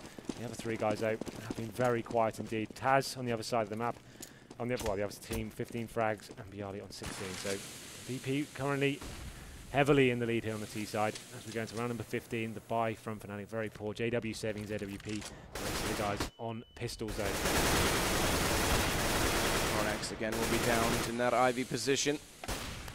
Open the floodgates on the A side. They're not going to push through just yet because there is a smoke, and they know there's potential that some sort of a stack is in play, and that is true right now on this A site. Undoubtedly, Olofmeister's below ladder, and Flush has given up B again, but same play as last time. Neo's the one that's evaluating this. Flush does get 1 kill, make it 2 now as Crims comes in onto Bialy, and Fnatic with these pistols are pulling off kills everywhere. Olofmeister to get Taz. Snack still has bomb.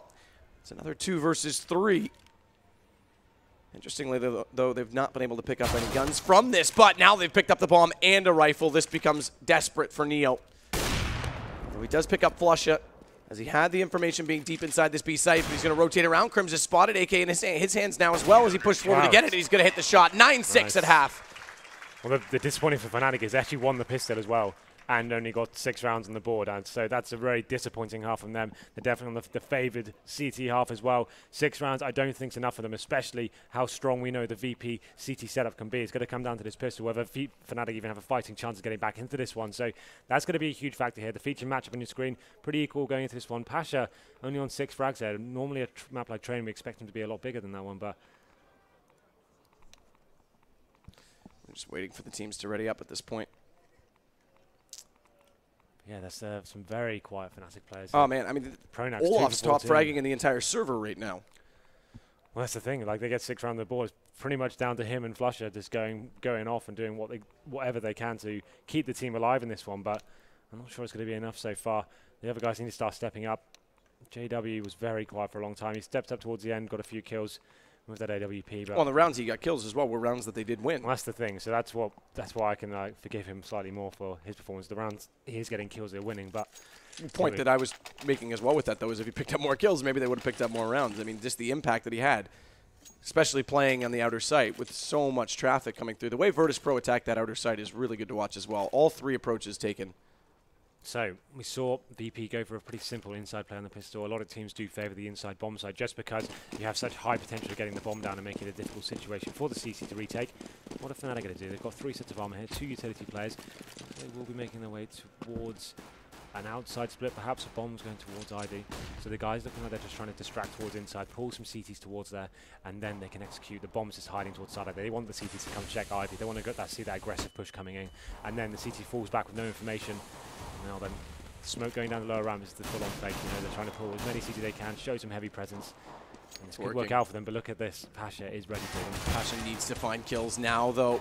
He's still battling with Pronax, who has bombs, so Olof needs to get in a position to support, because if he loses that bomb, then they give a really good chance to Virtus.pro to rotate and secure, but they've gotten the first kill. Pasha still does find Pronax as he runs in, and the kills stack up as Pasha gets another one as well.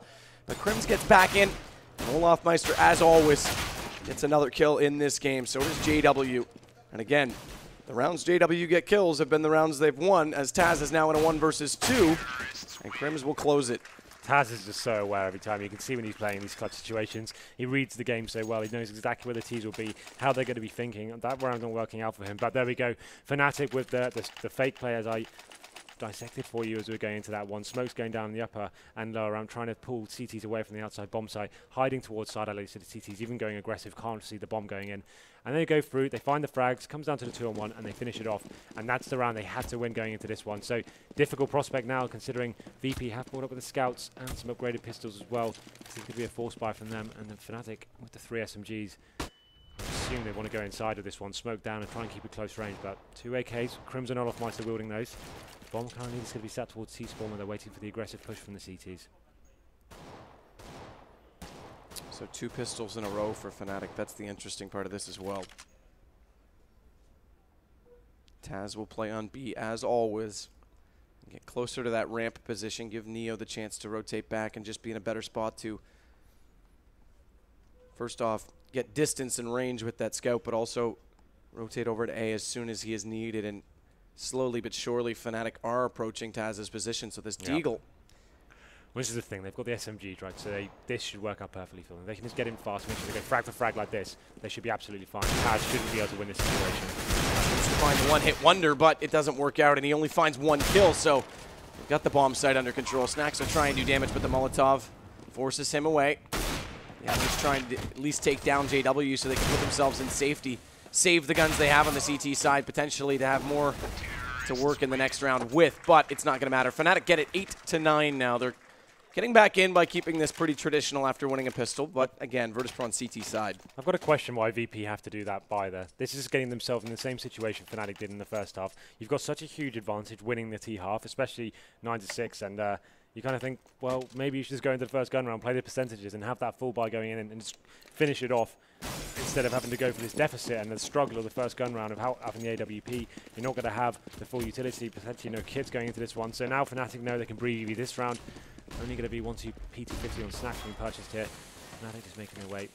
That's Olofmeister. Just working out where the Stacks may like. Can be the recon player here. He's the only guy with the SMG now. So just trying to call for his teammates what's going on. If he can find a couple of kills as well, it'd be perfect as the rest of the team go towards the inside side, which is completely open. Absolutely. So they should be able to walk in relatively free. Do take down with a good shot from Snacks. Olof. They all swarmed. Yeah, exactly. They all swarmed, even with that hard push, as you were saying, out toward long. They all came back to A just with his presence on the site, thinking that they could have come from ladder. Instead, it's gone toward B, and we'll see what the pistols can do. They have picked up an SMG for Snacks. Next round, they're going to buy regardless, and it's not like they've invested anything, so they should look to do some exit damage. But Flush is going to take down Taz before that becomes even possible, even a threat. And Snacks, although has the SMG, is going to be found by the AK at a reasonable range as well. So Flusha picking up 1 more. Regardless, it's going to be 9-9, but buy coming in for Virtus.pro. This is it. It's going to be a difficult buy for them. You can see them not actually investing anything. So they're aware of the situation they've got themselves into. So only being able to justify 1 PT50 in that, it's going to be Pasha surviving, but not to speak of. He didn't buy anything, so pretty pointless there with the PT1000. But there we go. You see the buy is not completely terrible. Snacks could get the AWP out if he wanted to, but it's going to be the glass cannon. And no kits purchased as of yet, so it's going to put some pressure on Snacks if he does get the orb. Not going to have a single kit going into this one, so he is going to get the M4 out, but there it is. No kits whatsoever. And not much in terms of the utility. They have got 5 smokes, but Incendiary's lacking. Too many flashbangs, so they can't really allow the bomb to go down this scenario. I wouldn't be surprised if we saw that heavy Ivy push from them we sometimes see, flashing through, trying to get that early information. JW has got the AWP on the other hand, so CT's now moving Taz on his own towards the inside side. I think that's well known these days, though, so that's why you can see 2 Fnatic players making their way towards it. Crim's just watching for that inside push. Actually maybe going in for this one as well. He did go very quickly with the AK. Yeah. When the smoke came out, though, he thought better of it, but they're going to go, yep, in toward Taz. And Taz is playing this off angle. He's so good in that spot, but Crims knows it, like you say. They're well aware of Taz's antics, and that gives him the shot quite quickly with the AK as well. Pulls to rotations into this inner site, and the bomb's going to walk down Ivy in the meantime. So this is well done by Fnatic. And again, Virtus.pro, you said it, they put themselves in a tight economic situation. And yesterday they struggled on their CT side as well, so... This is where it spirals out of control for teams, but Neo is on that inside bomb side. Potentially will find a kill onto JW, but he gets out just in time, and I don't think Neo will even have the chance to see him. They might miss each other here, you know, but here comes Crims to help him out. He should get the kill here. Actually doesn't. Neo takes him down, but at this point, all they can do is try to do some economic damage to the T's, which is actually very effective, and all of a sudden, they may have a fighting chance of this, but there's no kits, making the retake almost impossible, but Flush Up still going to be trying to hunt these guns. He knows how valuable this will be. Snacks got a CT here. Finds one. Snacks goes down.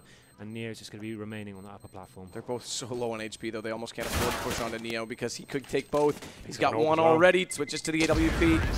Flush is not going to peek it until he absolutely must. But Fnatic take back the lead 10-9. And the money spirals now for Virtus.pro. Again, saving the AWP is nice, but what do they bring out around it? Can they bring out pistols? I don't even think they should do anything almost at this point. On a map like Train, I'd say that's absolutely huge. The fact you can actually get one player towards the inside side now, and you go towards upper ramp and you take that actual face. If you get the first frag, it really rattles the T's. They're not sure where to go from that point. You rotate them out and you keep moving them out every single frag. You can see the TT's actually getting P250s going into this one. So the idea is they can just play off that AWP, making sure they're trying to get the money back in. There's still a definite chance of them winning this round just for having that orb. I like this call a lot. Not armor, hardly any utilities, no kits. Just like you say, play off that op, hope for something great to happen, but not overinvest because they do need to find their way back into this game. As the CT side, it seems to be a common theme, but they always struggle for money so much more. And good play from Crims to catch that push. I would have preferred them to play the turret set up there. Try and play, take the chance and have the orb set up by itself somewhere.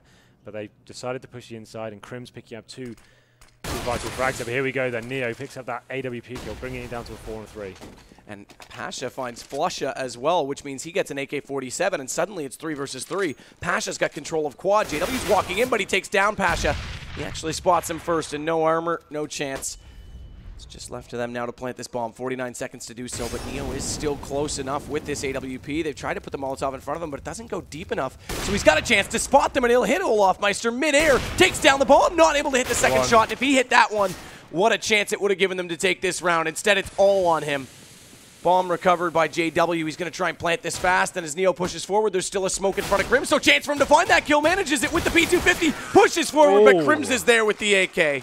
Wow, that was huge. If Neo had hit that shot on towards Popdog, then that could have been the round tied up. He did fantastically well to even take down the bomber there. I thought he had a real chance, but no chance when he had no kit and stuff. Just had to push on and hope for the best there. But the money finally is going in VP's favor, and this is the problem I was talking about early on. Those second round buys, this is what gets you in this situation where Fnatic now have a real fighting chance of getting back into this series after the economic situation for both teams on the CT side has been absolutely catastrophic. But here we go then, round number 20.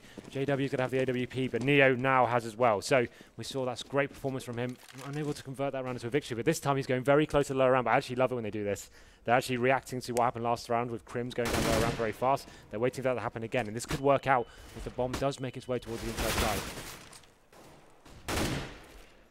Snacks is so low already. 6 HP, and Olof knows it, so he just lobs in the nade. It means that they've got to find kills to compensate for this with the gap on A, and they do. Neo and Taz both shut down kills on B. Pronax is left with very little HP as well, 22, and the bomb. He's going to look back toward ladder, and if JW gets that shot, which does now against Pasha, it does still give them a fighting chance to walk into this site because Olaf has quad. Oh, spotted him as well, main entrance. Yeah. So now, even with Pronax coming with the bomb, he knows there's a threat close by, and Olaf's going to go on the hunt for this BL. He's not going to be ready for it at all, and now Pronax will move closer as it comes down to the men who brought it back early, Neo and Taz to clutch it out. 40 seconds as well for Fnatic, lots of time. So they don't need to be careless about their approach, and with that kill now, that's pretty much a sealed deal, or is it? Taz gets one more back, and he's going to stay close enough to this. There's low HP again on Pronax, so if he finds this first kill on JW, might be a chance, but now we've got 6 rounds in a row for Fnatic since the start of this half. Looking unbelievably sharp right now. In fact, they had that inside setup from VP going in. They actually had a really strong chance there. We saw Neo and Taz working together. The little turrets being set up there. Actually finding the first 2 kills and a leg shot as well. But Olaf doing some fantastic work going outside. Continues his huge streak here. 23 frags. And this is one of the classic Olofmeister performances coming into fruition now. Crims and JW have caught up, though. 14 and 13 for them. Remember, there was a point in this game when Olofmeister had more kills than Crims, JW, and Pronax combined. Well, now they put round number 12 on the board, and eco coming in for VP. It's like a quasi-buy here. They can probably justify some guns being purchased. Got the upgraded pistols, a shotgun though, and there's going to be a player behind that smoke. It's going to be Taz, finds one, gets two, and gives CTs a fighting chance in this round as Crims does take him down. But it's the 5-on-3 now as Snacks comes behind and the shotgun works out for him. And Snacks, this is what he's known for. Yesterday we saw it in 2 specific rounds, but otherwise was non-existent on the CT half. So very important that he finds that kill, and it's reset things for Fnatic. They have to reconsider, and JW, he's walked out main right now. Bialy's up above and going to spot him with the P250 as well. So now, not only are they winning with this eco, they're picking up decent guns to move forward with. Not done just yet, though. Flusha does find Neo, and he's actually going to go back toward that bomb at upper because he needs to get it sooner rather than later to give himself still the chance and time to work with. And Virtus.pro are going to stay together in a 3-man unit with no armor. They want to be in a position to trade if they have to. Does give Flusha a chance to walk into the B site. Pasha's going to get closer. Flusha's still not sure where they are either. He's checking every angle before he does put the bomb down, but Pasha will make the call. He's the first to arrive. Snacks and Bialy also quick to move and quick to act. They'll try and swarm Flusha again. They need to be in good position, so if he at least kills one, they can get the trade, but that's not the position. Bialy goes down, and there's no one even close enough as Pasha tries to get up on top of upper, but now it's 2 one-on-ones gone, and it comes down to just Snacks, who has no kit. So he's going to try and hold this, but no, actually thinks better, and that's the right call as Flusha does get closer, hits the shot beautifully, though, and Snacks will clutch it out as that got awkward. He's got enough time as well. That's nuts. How did he hit that shot? That's absolutely crazy. Fantastic stuff from him, and he gets just it. Barely. Flush is going to be so disappointed at that one. He did such huge work there, no kit on Snacks end. Somehow that happened, that shot. We've got to see a replay of that one. That was one of the ones that could define the game as well. Flusha had all the advantages going into that round. And look at this. Why are they pushing through smoke in the first place? They've got 1 minute 22 Taz on the board. loves that too. Exactly. He's got 1 minute 22 on the board. At least flash through or do a grenade or something. Like they just run through one by one, give them that advantage. But Flusha did so well getting into this round and then gets this one-on-one situation. Here's the shot. He played it so well. I don't think he expected that to even be even a chance. They're showing that a lot of hitboxes are fixed. That's exactly what I was looking at and questioning if he thought he was trying to bait the shot like you formerly would with those hitboxes, but that's VP back into this 6th round in a row, like Fnatic, he said. But Pronax biting back straight away, making it a 5-on-4. Pronax does at least, like you say, pick up one, but Olof's down at hell. Virtus.pro gain control back of this outer site. Watch through the smoke, and Snacks shakes hands with the devil, and Flusha goes down. Crims gets 1 back and 2 back now, at least, with the AK-47. Pulls it to a 1 versus 2, so a chance for him here, as he does still have bomb as well. But Virtus.pro with the map control. Crims is going to take an alternate approach. Taz thinks there's a chance it's going to be B. Obviously, in this case, you would, with so much time still available and Crims not showing himself. But with Ivy, means Neo's going to be in a one-on-one to start things off with Crims, but AWP looks away at the exact moment Crims enters into the corridor. And does he look back and spot him in time? Just spots his shoulder. So Neo will hold on, and now Virtus.pro are climbing back into it from 9 to 11. 2 rounds in a row after the reset. God, you have no idea how huge that round was. Look at the money now for Fnatic. Had they have won that one, they would be absolutely flying right now. That's given 2 on the board for VP, and it's naturally going to potentially put 3 in a row because you can see the money for Fnatic now absolutely broken. They've got some PT50s on the board, and it's just a replay from Pasha holding that Ivy area. Gets 2 frags here on top of the trade as well. Huge frag taking down JW with the AWP, so good work from him. Now then we go into round number 24, and as I mentioned before, it's pretty much a full eco coming in for Fnatic. Options are limited. Tad's going to be towards the inside site. Could be molotoving off as well. It's actually going to be perfect for him. Just did pretty much decent damage to 2 players. They're still approaching rather quickly. We saw yesterday from Virtus.pro's side what these Tech-9s can do when they rush into this inner bomb site. Fortunately, Taz hasn't been caught, and Neo coming over quickly does get the AWP shot at upper. And they walk onto Taz, but he's not going to stick around for this. He actually doesn't get that much damage in considering his position, but now he will, and bomb will go down. Taz on the left of the site. He always finds a way.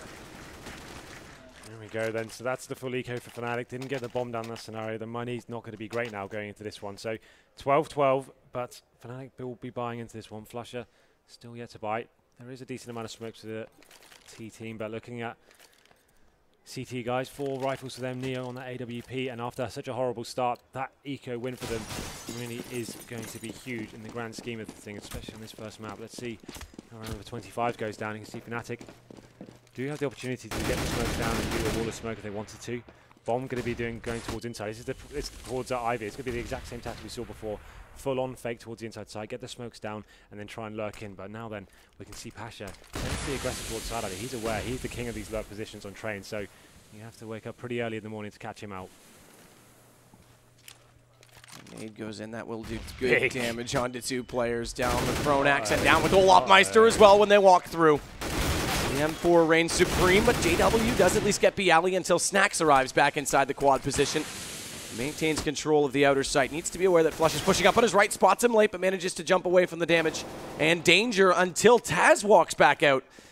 And Neo looks for the shot underneath the train. Fortunately, it doesn't exist anymore. Missed those days, but either way, there it is. Virtus.pro again with a gun round. Yeah. Fnatic trying that same inside fake once again, and as I said, Pasha just so aware. He does that on the T side by himself normally. The T's are trying to hold up with the bomb and lurk towards the outside area, and that's going to be the 13th round on the board for VP here, and Fnatic once again, the economy broken, and this is that replay now. Fantastic work from Pasha. Starts off with that touchdown grenade on both players, so aware as to what's going on, and then finishing it up here. It's going to be a 3-on-1. It's hard to call out Olofmeister after him pretty much carrying the load himself. With Flusha, to be fair, in the first half. But he's only got, I think, 3 kills since the start of this T side, so it's good that guys like Crims and JW have showed up when they have. But again, Virtus.pro's now in the driver's seat. Taz, this is really audacious play. He's pushing through the smoke. He's worked out there on eco, but isn't going to have the opportunity to fall back. Pronax neutralizes it to the 4-on-4, but still the advantage towards the CTs. As I say that, though, Olof finds a kill himself. 4-on-3, JW's going to be very low HP. The Ali now just waiting for players to come out of the Ivy. And he's actually going to take the fight directly to Olofmeister, knowing that he wasn't able to pick up that rifle safely. And Snacks now spams back toward the ladder room where 2 players are waiting, but he goes for the reload, and Pronax peeks him at the perfect time with the M4. Eventually, it's all for naught. Bialy gets back into him, but they're doing damage at least to the economy of Virtus.pro. There it is. 14 rounds now, though. 2 to go on map 1. VP firing all cylinders after getting back into this after the 6-0 deficit. They get 5 rounds in a row. We talked about this game being a back-and-forth affair and having some really interesting moments here, and this game has delivered so far. Both teams playing phenomenally well. Let's have a look at the T-buy coming in. Both teams going to have an AWP, actually, so JW is going to be wielding that one. Neo on the other side with his as well. The bankroll with the CT is pretty high. He's got 10k after purchasing the AWP, so they're looking strong. And Fnatic going to be going aggressive here. Main entrance. Face coming in, but look at this push from coming from VP. They do this so much, and they can get this first frag onto Olofmeister. It's going to work out perfectly. Olofmeister was ready for it, though. He's sitting in the corner and was able to dodge the flash. They haven't spotted him yet, and 2 have left, so it leaves Pasha to find him. He may not know that there was a 3rd player, though, and as we talk about that, the action happens at inner. Pasha does get that kill, but it's definitely heavily favoring Virtus.pro right now. Yeah, this is a really nice round for VP to pull out. When you're just trying to get onto map point there, you pull up something aggressive and catch them out from the set piece that the team's made presenting there. Max round bonus does give them a good opportunity to pick up a decent buy, you could say, in this case. In fact, they should get AKs on all 5. Yeah, absolutely. Yeah, obviously, you will be forced buying into this one. VP getting onto the 15th round, but like you said, it will be a reasonable buy, getting $3,500 each. So let's see what they can do with this one. Neo obviously will have that AWP once again. We saw that aggressive play coming in from Pasha towards Ivy, and we thought Olaf was to be aware of it. He got behind the dumpster towards the end there, and he didn't even check. I saw on the radar, so that was kind of interesting that round worked out perfectly for him. So Fnatic need 3 in a row. Looks like they're going for something a little bit more set here, going for outside smokes early on. And, maybe just going straight towards Pop Dog and splitting outside that manner. Taz has Neo as well beside him this time. And Snacks is going to try and just fire away. To Bialy to do so first, though. Somehow Nate actually catches. No, it goes a little bit deep. I would have thought that did decent damage. It only does 2, so just over his shoulder and far enough away not to be a threat as Taz rotates back around. And Snacks in this control room just wants to play above the smoke. And oddly enough, I don't think we've seen anyone play in that position the entire game. Yeah, and now Bialy does pick up the first frag onto Pronax. Virtus.pro in touching distance. I say that, though, they pretty much secure the round here, and Flush is going to be the last one remaining. And that's it, 16-12 in favor of VP. They take the first map D train, and it's a really strong performance for them. Fnatic fighting back in that second half, going 6-0 up, but it's not quite enough. That huge clutch from Snacks really did get VP back into the game. Yeah, absolutely. I mean, pushing forward again, that eco round as well that they picked up started things off, but again, they came straight back after resetting a max round bonus themselves to putting Fnatic in that same position, and they definitely clawed the economy back in. It was a good call, I think, as well, the round they saved the AWP, just to keep the pistols, not to force up around it because they played the long game with the economy in that sense. So VP, after winning the T-half yesterday against TSM, they actually stay strong. It looked like they were making the similar mistakes in that second round full buy. That's what I'm saying to these kind of guys. When you have that such a huge bed of rounds after the first half, you're pretty much best off not allowing your CT economy to spiral out of control. Get that first round buy in, and you saw once they got the guns in there and gave themselves a decent buy, they got, what, 6 or 7 in a row towards the end. So yep. VP really did answer back after that deficit at the start, but I think that's what we expected. VP taking their map. Yeah, absolutely. On Train, I think they will. I still think there's a chance Fnatic will pick up the second map, and we'll see 3 in my headset. I don't know if I can still hear me. Okay. I think there's still a chance that they can pull this to a third map again, though. But you got to say, Fnatic does look a little bit tired right now, and we haven't seen them be quite as motivated in between games. Again, those camera shots we just saw, they were pretty speechless. Well, we could talk about this all day. We could. But we've paid some guys to be here and do that for us. So I guess if we paid them, we probably should let them. Analyst desk, over to you. Thanks a lot for that, guys. Tell you someone else who's looking a bit tired. Sadakis there. Is he all right? You coping all right there, buddy? Long day of games, eh? We'll see. We'll see how he's doing at the end.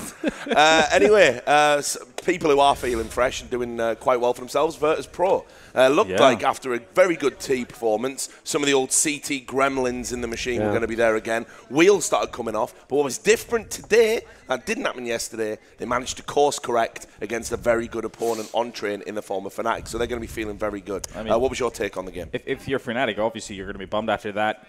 Doing that schoolboy error, going through the smoke, getting destroyed by Taz in that half buy from Virtus.pro, eventually turning the tides, giving VP the advantages, them just running away with it. But early on in that match, you know, it felt to me like, all right, it's going to be one of those, again, where Fnatic is going to, it was I think it was the third round when they had to have a sort of a forced buy situation to have a max 7 assault. They lost that one again. One of those situations we've previously seen where they've been struggling, something they've been really strong on. But then having some glimmer of hope, eventually it looked like Fnatic said, yeah, they're going to have a chance with this. But then it just all comes down burning. Yeah, that burning sensation. I'm sure you're familiar with it. Duncan, what did you make? Now married with children. Yeah, of course. Better days. So anyway, it's a crazy youth. No, the thing was in this game, it was almost like the TSM game again. If Virtus.pro wasn't so incredible on T side, they'd be losing these games. It's ridiculous. I mean, they obviously did lose the one TSM, but I mean, they'd be losing them outright. Yeah. If you can get 9 rounds against a good trained team on T side, you're absolutely unreal. Like I don't think anyone else can do that to the level they're doing it now consistently. But they're having these weird CT halves where everyone else just gets solid CT halves, lock it down, do pretty decently. For some reason, Virtus.pro just falls apart completely. And we keep seeing all these like inner attacks that are working, which is kind of weird because usually the default, if you're on Terrorist, since it's so hard to get T rounds, is you just go outside and you spam that over and over with smokes. And somehow they're getting into the inside here. Also, not a great fan of like Henry was pointing out that when you get that massive T half, you lose the CT pistol round. Why would you force buy on the second round? I was going to bring that up. I've never been a fan of that. When you got to play the numbers, you have the advantage already. You want to have all the possible utilities. You want to have the ops. You want to have everything for that first weapon round. So you're risking the whole game with taking that cheeky risk. Obviously, you've worked as a coach. Can you explain the thought process there? Like, why would you do that? Not really, to be honest with you. I've never, like I said, I just don't understand it. I can understand it when you're like in a situation where you sort of have to.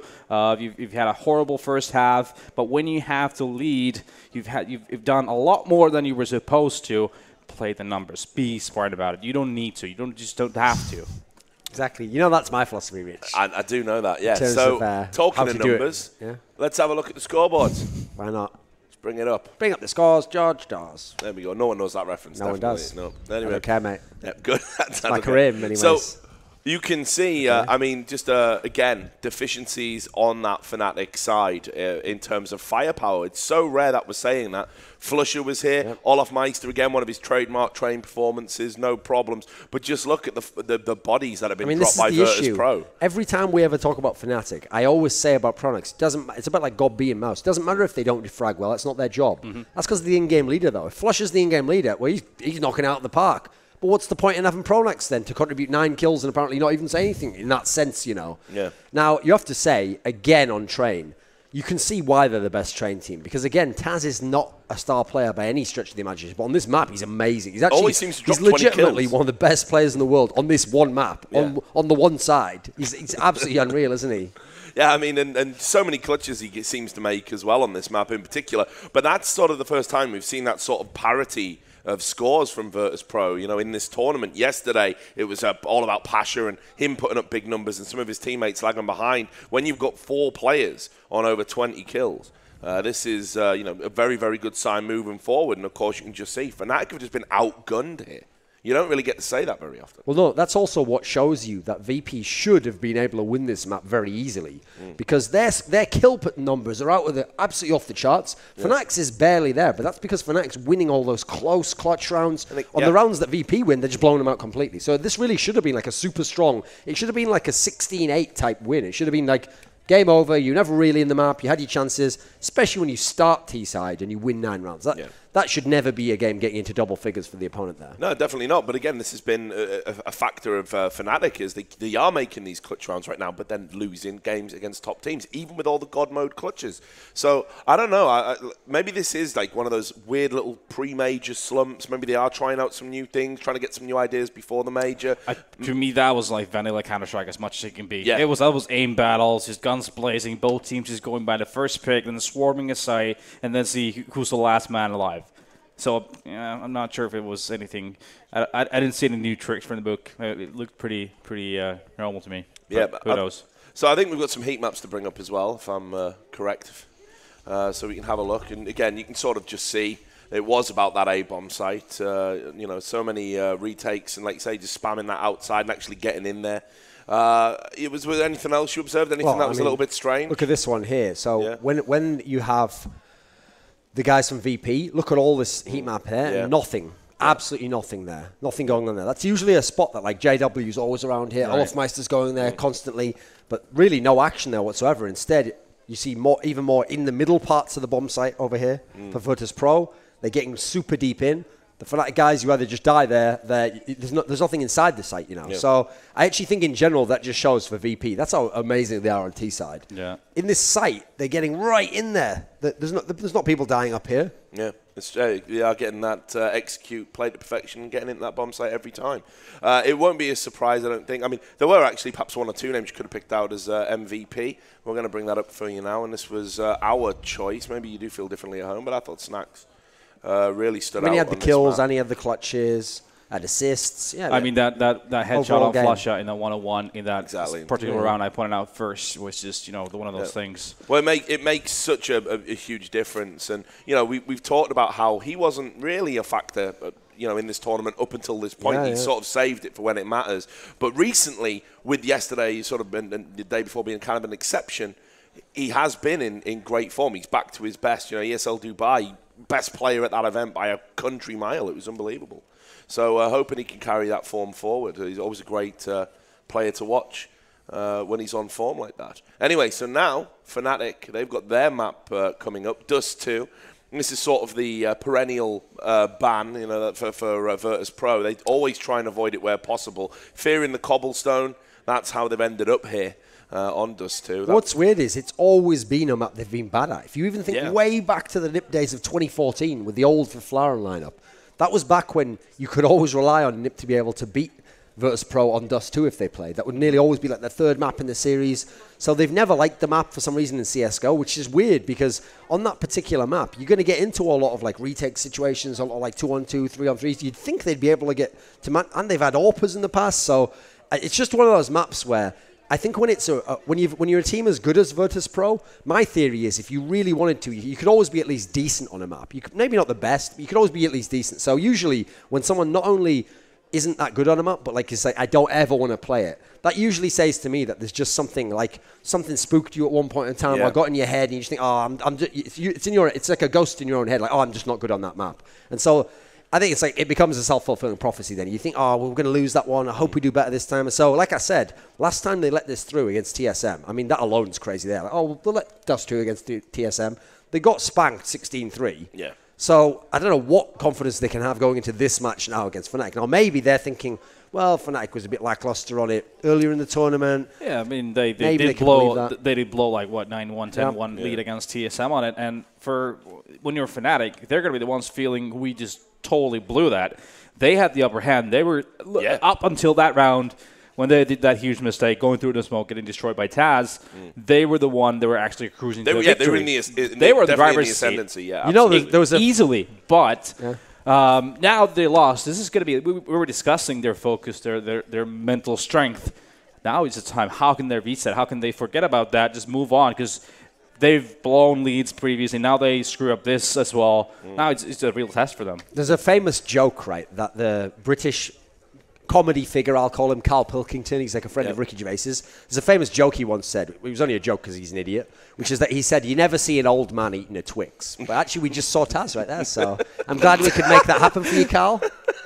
I'm sure Carl's head watching. Like orange, which not Carl. Yeah, Taz. Yeah, obviously. Head like but there we go. One of the things that I've talked to them in the past, Virtus.pro, about, Dust 2, is they feel like one of the reasons they don't want to play it is they're like, it doesn't really matter tactically what you're doing. Like, whoever you play has always got a chance on that map. But I actually think that logic, that philosophy applies to them here. Should do, yeah. Because you can see they're winning the aim battles today against Fnatic. You can see they've got more firepower.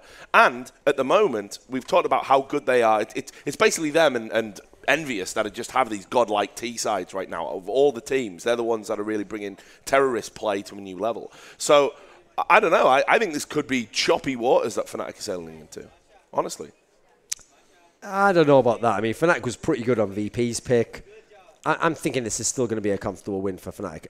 It can never be a huge score because it's Dust 2. It's very hard to just shut someone out completely. Usually you have to have like the perfect CT half basically to shut someone out. They're going to get T rounds in general, but I think Fnatic they have a way better routine on this map. They're good on both sides of the map. That's a key for them. I think Virtus.pro have to do really well on their own T side. So I think it's a lot more limited in terms of the win conditions if you have the Virtus.pro guys. So I think this is going to be a third map we're going to see. I still think it could go there. I just think this is going to be a lot closer than Fnatic would have liked. And when you consider some of the scorelines Virtus.pro have had in the past, I think it's not going to be a confidence boosting experience for Fnatic. This map emphasizes individual skill, rotations, risk taking, calculating situations, reading communication, all those things. And considering Virtus.pro tries to avoid this map, I feel like Duncan pointed out, Fnatic has more routine on the map, and that's going to take them over the hump. Quick predictions. Let's score-wise. Yeah, let's do it.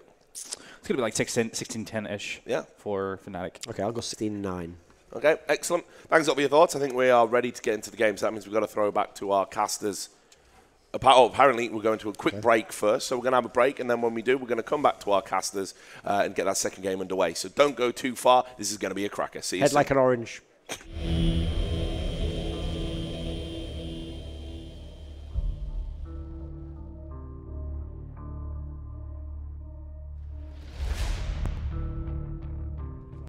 So he's towards the upper ramp. He's by himself. The Glocks here have the advantage, or technically should do. Look at this. They're all facing the corner at the same time. He picks up 3 as well. So CTs are going to be aware of this buy, but I don't think they're going to be anticipating the AWP coming out so soon. They have got a scout and a UMP as well. So Flusher rotating through here. Fantastic work. T's lining up for him. Finds those turfs for 2 frags, making it down to the 2-on-1 situation. And Pasha, this is his bread and butter.